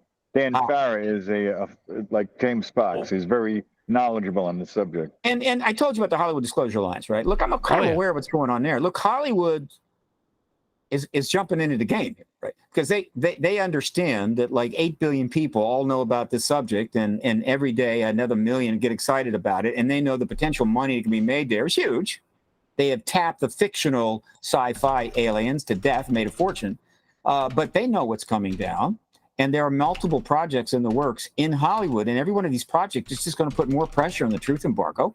So just in the last 2 years, one of the most powerful producers in Hollywood, J.J. Abrams, Bad Robot, takes on a project that wasn't going well and puts it out on Showtime. It's a 4-part documentary series on this subject, highest rated program in the history of Showtime. Now, it had some mistakes in it because he didn't have enough people in our world to consult. Right? We're tainted, right? We're part of the crazy people. So he made some mistakes. Then Steven Spielberg comes out with his first nonfiction engagement of this issue. Remember, Taken was narrative. It's called Encounters. Got great ratings. All right. But one of the programs was screwed up. He made a huge mistake, which he wouldn't have made if he talked to a couple of my colleagues. That's why we created the Hollywood Disclosure Alliance. I don't care how rich you are or how big a shot you are in Hollywood. If you are still suffering from truth embargo syndrome, you don't have the knowledge to get things right. You need the people that wrote all these damn books behind me working with you. And that's what we created the Hollywood Disclosure Alliance. Well, that's 2 major people in this town that have put out 2 nonfiction series. There's more in the works. And so if you are Rogers or Johnson or what's his face, Harris? Turner, Johnson, Rogers, and Mitch McConnell, and all the executives over there at Lockheed Martin and everything. And you're thinking, we got this. No, you don't. There's an avalanche coming down the mountain. It's going to bury you. And so if you're smart, you'll get on the right side of the truth embargo process.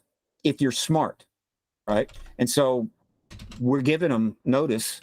I mean, God knows how many podcasts are being held now, thousands. How many articles are being written? How many people have TikTok? Huge numbers of messages are all over the media, which fundamentally add up to the same thing. The truth embargo is over. You've lost. You just don't know it yet. Yeah. So come on over to the winning side. Yeah. Now, they're either going to get it or they're not. And those that don't get it are going to screw up like Sean Kirkpatrick and basically disgrace themselves. Yeah. And I don't want that. These are good people. I don't want to disgrace themselves in service to this goddamn embargo, but that's what happens. So Steve, are you saying that for any Hollywood production out there, you're available as a technical advisor? Oh, yes, I so much am. And what can I say? My phone number has been published, hasn't changed in 28 years and whatever, but I've been kind of I've been a freelance activist operating with minimal funds. I'm not a giant self-promoter. And so, whatever. The point is that I would welcome any opportunity to consult on any project, but I have plenty of colleagues that want to do the same thing.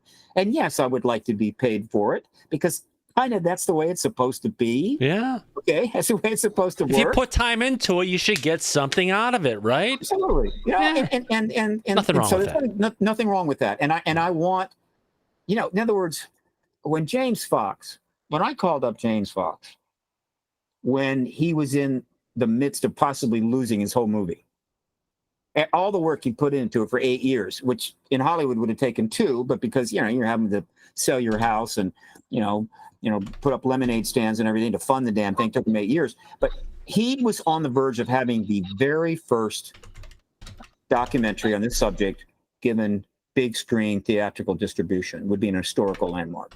Okay, he's heading for that, plus a shitload of money. All right. And COVID hit. All right. Now, COVID was bad enough, but obviously it gave an excuse to those that would prefer that didn't get on the big screens. And so it wasn't going to happen. And so the big screen opportunity was gone. But still, he's got the film. And so he goes out and he cuts a hell of a deal for that film in the streaming world. But lo and behold, there was a legal glitch, a little mistake that the lawyers kind of missed on. And it turns out, I think it was Discovery Channel that had second rights to it that they'd already paid pittance for. So that once the film deal was over or was canceled, they got it next. And at that point, he's envisioning this thing going out for, on Discovery, sucking up all the interest and leaving him with nothing. And he was absolutely despondent. I told him, I gave him the best advice I could. One, this issue is absolutely massive. Don't worry about whatever the hell Discovery is able to make from this thing in the limited time they have it. Minimum, go ahead and rejigger it a little bit and come out with a Phenomena 2 and put that into the theaters. Yeah. But the issue is so massive, you're going to be fine. I don't know if he heard me or not. The point is that, Discovery ran it. Nothing came from that. And then he was able to get that film out and get himself financially set for a long time. Yeah. Right. But that's the kind of shit we have to go through under the truth embargo. If it wasn't for the truth embargo, James Fox would have probably already had 7 or 8 movies in theatrical distribution by now and owned 3 houses in Malibu. But the truth embargo is the policy of the government. It is nasty. It is cruel. It is a lie. It hurts people's lives. It undermines our science. It undermines confidence in our government. It's really bad. Yeah. And they legalized it in 77 years ago, and we need to challenge the legality of what they've brought forward, my friend. It's been a wonderful conversation with you here, Stephen. I know you've got other interviews coming later tonight. I thank you very much for coming out here tonight. It's been one heck of a great conversation. I loved it. Love the intensity. because that's what people need. Oh, gosh, and, yeah. anytime you want me, my friend, I'm right here underneath my Galaxian sign and underneath Beautiful. my Granted, it's not Canadian devil. Galaga, but it's still Galaxian, and you've got Taz there, and I love it, my friend. Thank you for coming out here tonight. All right, guys. You take care now. Alrighty, bye. Thank you. Bye-bye. Wow, what a great conversation with Stephen Bassett here tonight. Holy cow, Mike. Rick, thank you for coming here, for hanging out in the conversation tonight. What a great show. You know, I tried to bring across as part of the discussion and everything going on with Stephen with regards to the power that Mike Turner has in the House of Representatives, irrespective of what they bring forward in the Senate. It has to get past Turner, which even was even brought up by Mr. Rounds with regards to we're stuck. We can't get past them. Rick, your thoughts on this one? Well, Stephen's a great person. I consider him a friend. Oh, yeah. Great guy. I agree with most of what he said, but yeah, the intricacies of the government, especially what you just said, this has to get. I don't care what. I know that the House and the Senate is a separate branch of the government, separate from the executive branch. But I tell you what, if the executive branch, meaning the intelligence community, doesn't want something in a bill, I can guarantee you that's not going to be in the bill. No, it's not. And that's what happened in the past. And, we went around and around. We were in Washington. Our group was in Washington to talk about the Senate Amendment 2226 on the NDAA last year. And that we just knew that wasn't going to get in there. There's too much pressure on the House members to gut that amendment, and they did. And this is going to happen again. I mean, the eminent domain, there's so many problems. And I think Danny Sheehan, after he talked about it, there were a number of constitutional lawyers that brought up 100 different reasons why this particular subject can't get into the legal definition of eminent domain. There's a number of reasons why. And so I think that, but everything else Stephen said tonight was right on. I really enjoyed his presentation. Oh, yeah, absolutely. Mike? It was a fun conversation. And he was right. It was lively, which is what it has to be if you're engaged. So, and I actually got the look from him when I was trying to poke in to try and get a word in. People were complaining, just let him talk. But if I did that. We did. He does a great job of talking, and we did our best to allow him to do that. But we had to make our points as well. And you know what really amused me is at the end, if you caught it, he's got one hell of a memory. He brought up the Galaxian sign, which is what I asked him about the last time he came on. He's got a good memory. Oh, yeah. That made me laugh. I like his sense of humor. That was really funny. I'm glad he brought that up. Yeah, it was a great conversation. It was a lot of fun. And it's nice to see Rick joining us again after. It's been a while, my friend. We all missed you. Yeah, well, I thank you. I have been away. I was I was offered to assist somebody, a very prominent movie producer in developing ideas for a future film. And we traveled to Hawaii, spent some time there, which is going to be the one of the locations where oh God, if you're going to Hawaii, Ted Rowe was still in Hawaii at this time. I could have set you up with him. He could have taken you to that ancient temple that's there where the UAP come out of the water, go up along a cliff, and then shoot off into the sky. Well, yeah, I wish I would have. Yeah, I wish I'd known about that. But actually, we spoke to some people who this movie producer has found. Somebody found these people who are eyewitnesses on a number of different UFO sightings at a certain location on the western side of the Big Island, and we saw some video that I can guarantee has never been out there before. that the producer has his hands on now. He had to pay a good price for it, but this again, I'm sworn to secrecy. I can't say a whole lot, but it's going to be a blockbuster when it comes out in a couple of years. That sounds like an amazing theatrical project. Yeah, Maybe they could hire Steve as a technical advisor. well, it shook me. I actually shook me, and I'm not shaken very easy. But when I got a phone call from one of his assistants, and I thought it was a joke at first, and then I didn't believe it. And then when I got in touch with the real guy, we spoke for almost 2 hours, and he laid out the plan. He sent me something, which that's even another story. How he sent it encrypted, and I had it was like I was back in my intelligence days of decrypting things. But anyways, and I said, sure, I'll do it. And so I did it, and I was gone for several weeks. And before that, I was down in Mexico for a shoot down there. I spent 11 days in a horrible, humid climate down there. But I mean, like New York. Yeah, like New York now, I guess. Oh, yeah. Exactly. Hot and humid. It's like you go outside and you don't even have to take a shower. Yeah, that's exactly right. Yep. Oh, yeah. And we have about just as many South American residents walking our streets as you do down in Mexico. Yeah. Yeah, you sure do, Mike. Yeah. And just to recap it for the audience, I wasn't going I was going up against Steve, but the truth of the matter is we're looking at this. We've been saying this for months, for the longest time. The ability to get NDAA 2.0 out of, into actual legislations that are going to get passed. Getting through the House or the Senate, it's a slam dunk.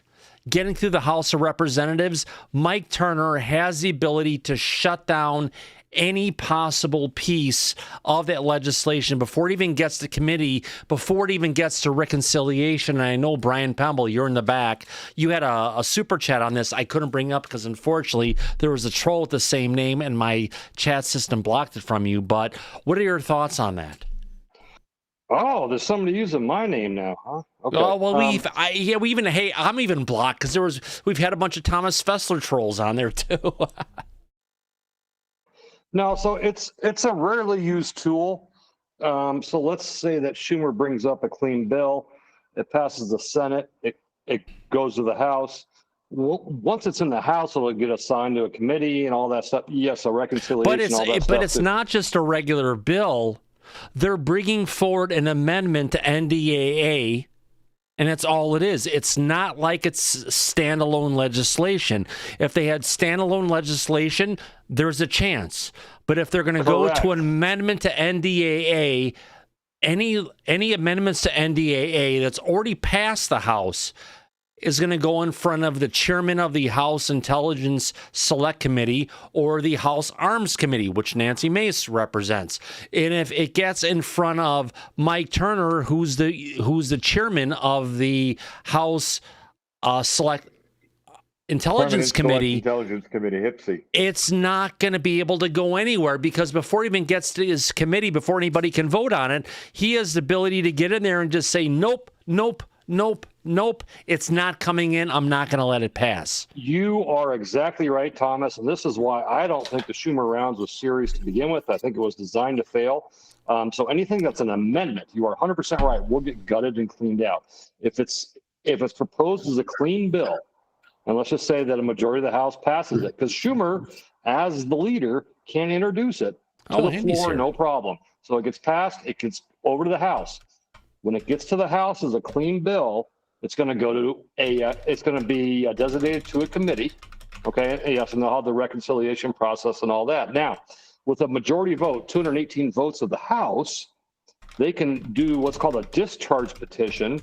And let's say Mike Turner completely guts the bill. Well, let's say that committee guts the bill.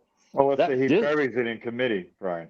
It doesn't even have to get to the Correct, it buries committee. in the committee. As a committee chairman, he has the ability to kill it before it even gets to his committee. With the exception of a little known thing called a discharge petition, which takes 218 votes, the majority of the House can bring it out of that committee in its clean form without anybody getting their muddy paws on it, in a clean form, and bring it to the floor of the House for a vote and then on to the executive to sign, provided everything passes. So that's why I'm saying clean bill, Schumer, if you're really interested in this, and Rounds for that matter, because I'm sure Rounds can. But it's You know, not can being have this effect introduced too. as a clean bill. It's being introduced as a amendment to NDAA. Again, that's why I was bringing forward, let's get rid of all the technology, put that off to the side. Anything with a nuclear decay is covered under the top secret area of the DOE. But if we're just talking about the non-human intelligence, there's nothing that's preventing that information from coming out, is there, Rick? You're right. You're right. And there's all sorts of complications on the Senate side. I really appreciate Brian's observation and comments about the House side. On the Senate side, there's such a thing as a germane. Anything that you amend, put in a bill, amendment to a bill, has to be germane. And very few people know this, but the determination of whether it's germane or not isn't done by anyone within the Senate. It's done by the parliamentarian of the Senate. The parliamentarian is a neutral player within the Senate, and what he or she says goes. So Right. if the bill is non-germane, if the amendment is not germane to the bill, then what they have to do is, the only way they can get by that is get 60 votes, and they're never going to get 60 votes on something like this. And if I welcome Brian's comments if I might be off on that. Oh, go for it. No, you're 100% right, Rick. It does have to be germane. This is why I love the introduction of a clean bill. You know, if you really want this to pass, let's do a clean bill, and let's just take an up or down majority vote on it. And this is part of the problem why and I'm sure a lot of people here are disillusioned with government, because if Schumer and Rounds really wanted this to pass, well, they could have introduced this back in February, when they came back from the As recess. standalone legislation, and that's the problem, Brian. It's not coming across as standalone legislation. It's always as an amendment to NDAA that can get easily shot down in the House. Yeah, so I think they're using this topic as a political foil so that they can gain more power in other areas. That's what I think. Political capital. Yeah, we've talked about that before, Brian. Correct. So that's what I think think you're absolutely right. Yeah, it could be. Yeah, I agree with you. 100%, Brian. And it wasn't my intention to kick Mike out, but it was. I mean, not Mike out, but to kick Steven out. But, he had a lot of great points. If we tried to bring stuff that was counterpoint to him, he was kind of resistance to it. But it's just as great to have a recap here of the regulars like Rick and Mike and Brian and everybody to go ahead and bring up their thoughts on this. And that's why we're having this extended overtime today, even though I have to get up tomorrow morning at 5 a.m. and I have a leaking hot water tank in my garage. It's Fuck You Friday, but on Mondays. Oh, yeah. I see Rick putting his head back and forth. He knows exactly what I'm talking about. I went out to the garage today, was dealing with a tree that had fell over. We had one part of it fall over 2 weeks ago, a month ago. The rest of it fell down about a week and a half ago. I was out there cutting down with the train saw. Going outside in the garage, going out to the garage earlier today, I saw the water leaking. And I was like, shit, yeah. Water heater's 10 years old. If you're a plumber in Washington State near Seattle, reach out to me, please. I need to get one. Nick, you have your hand up, my friend. Yes, Rick. Is that 1947 Roswell video? Is it fake or is it real? There's a Roswell video on YouTube. It's 1947. Oh, we're on a different angle. Is it fake or real, Rick? It's fake. Okay, he's talking about video. Well, I'm not sure which one you're talking about. Neither am I. Probably 20 of them out there. 20. Like Brian, you have a video Right. talking about Brian? I showed you a few days ago, Brian. Well, Nick, why don't we say that for the back chat? Yeah. And if it's okay with you, Thomas and Mike, I want to thank you for bringing Stephen Bassett on. And I'd like to ask Rick what he thinks the chances are of standalone legislation coming through or being brought to any floor of the House or Senate, or are we, like a Thomas has been promoting lately, catastrophic disclosure, which may be the way to go? Maybe the only way to go, Brian. Yeah, that's true. But our group did write a bill. I mean, we wrote a draft, didn't write the bill, we wrote a draft of a standalone bill that would address what was in the Senate Amendment 2226 to the NDA. And we presented it to staffers in the Senate. We were assured that it would be viewed by a few senators. Well, we know a couple did see it and read it. They wanted to make changes to it. Obviously, it's just a draft on our part. We have no control over what they do. And that was a couple months ago.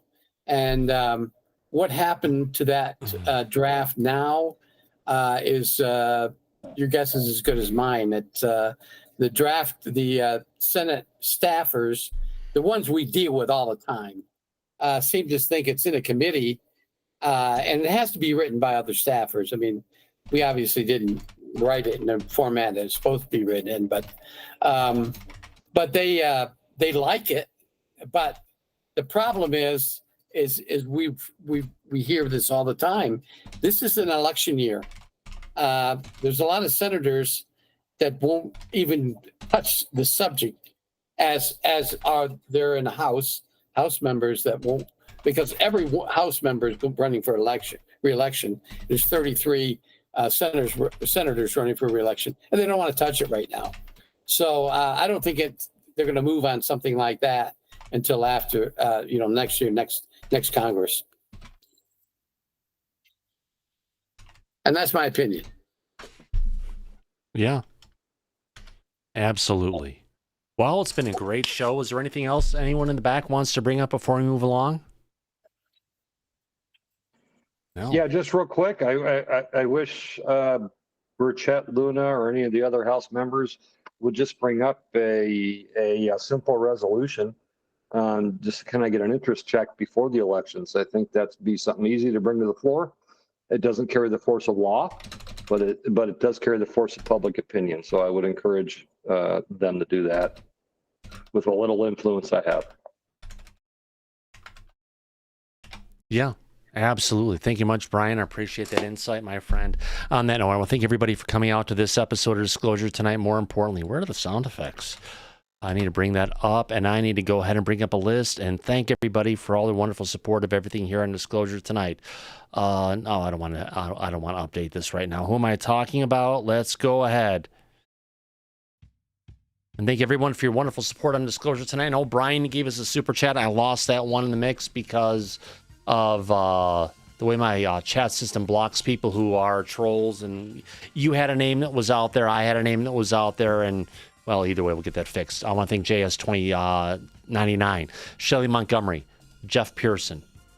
Also want to thank FaZe Will, Channel YouTube once, Channel YouTube twice, our JS2099 again, Rick Doty, and then at the start of the show, we also had another super chat coming in from Eli McGinnis. So I want to thank everybody for your love and support of everything Disclosure tonight, because that's the way we keep the lights on here. I am so humbled and thankful for everyone's love and support of everything we do here in Disclosure tonight. More importantly, I want to thank our friends in the back who stepped up at the end of the show to go ahead and... I may be synthetic, but I'm not stupid. No, that's not it. Where's it at? Where did it go? It's here somewhere. Anyway, what is miss? There we go. I want to thank everybody in the back for the conversation after the show. Brian Pemble, thanks for coming out tonight, my friend. Absolutely, and thank you, Mr. Bassett, for coming out. Great show. Oh, yeah, wonderful show with Mr. Bassett. Wouldn't be here without him. Also want to thank Meadow Gaming. Thank you for being here. You don't have to say anything, but I appreciate you just hanging out in the back all night tonight. Also want to thank, let's see who else brought their hands up. Let's thank Mike Disclosure. Thank you for being part of this conversation tonight. I greatly appreciate it. it. Was my pleasure. It was a hell of a conversation. Great job. You better believe it, my friend. It's been fun, fun time. And Rick Doty, thank you for coming out, and thank you for going ahead and giving us your insight on Disclosure and where you've been. You're very welcome. You're very welcome. Absolutely. And as we usually say at the end of every episode of Disclosure tonight, eyes open, no fear, be safe, everyone. But go back to Party City where you belong. Absolutely. We'll catch you in the flip side. And everybody, we'll see you tomorrow. Actually, see you on Friday. Take care, everybody. Bye-bye.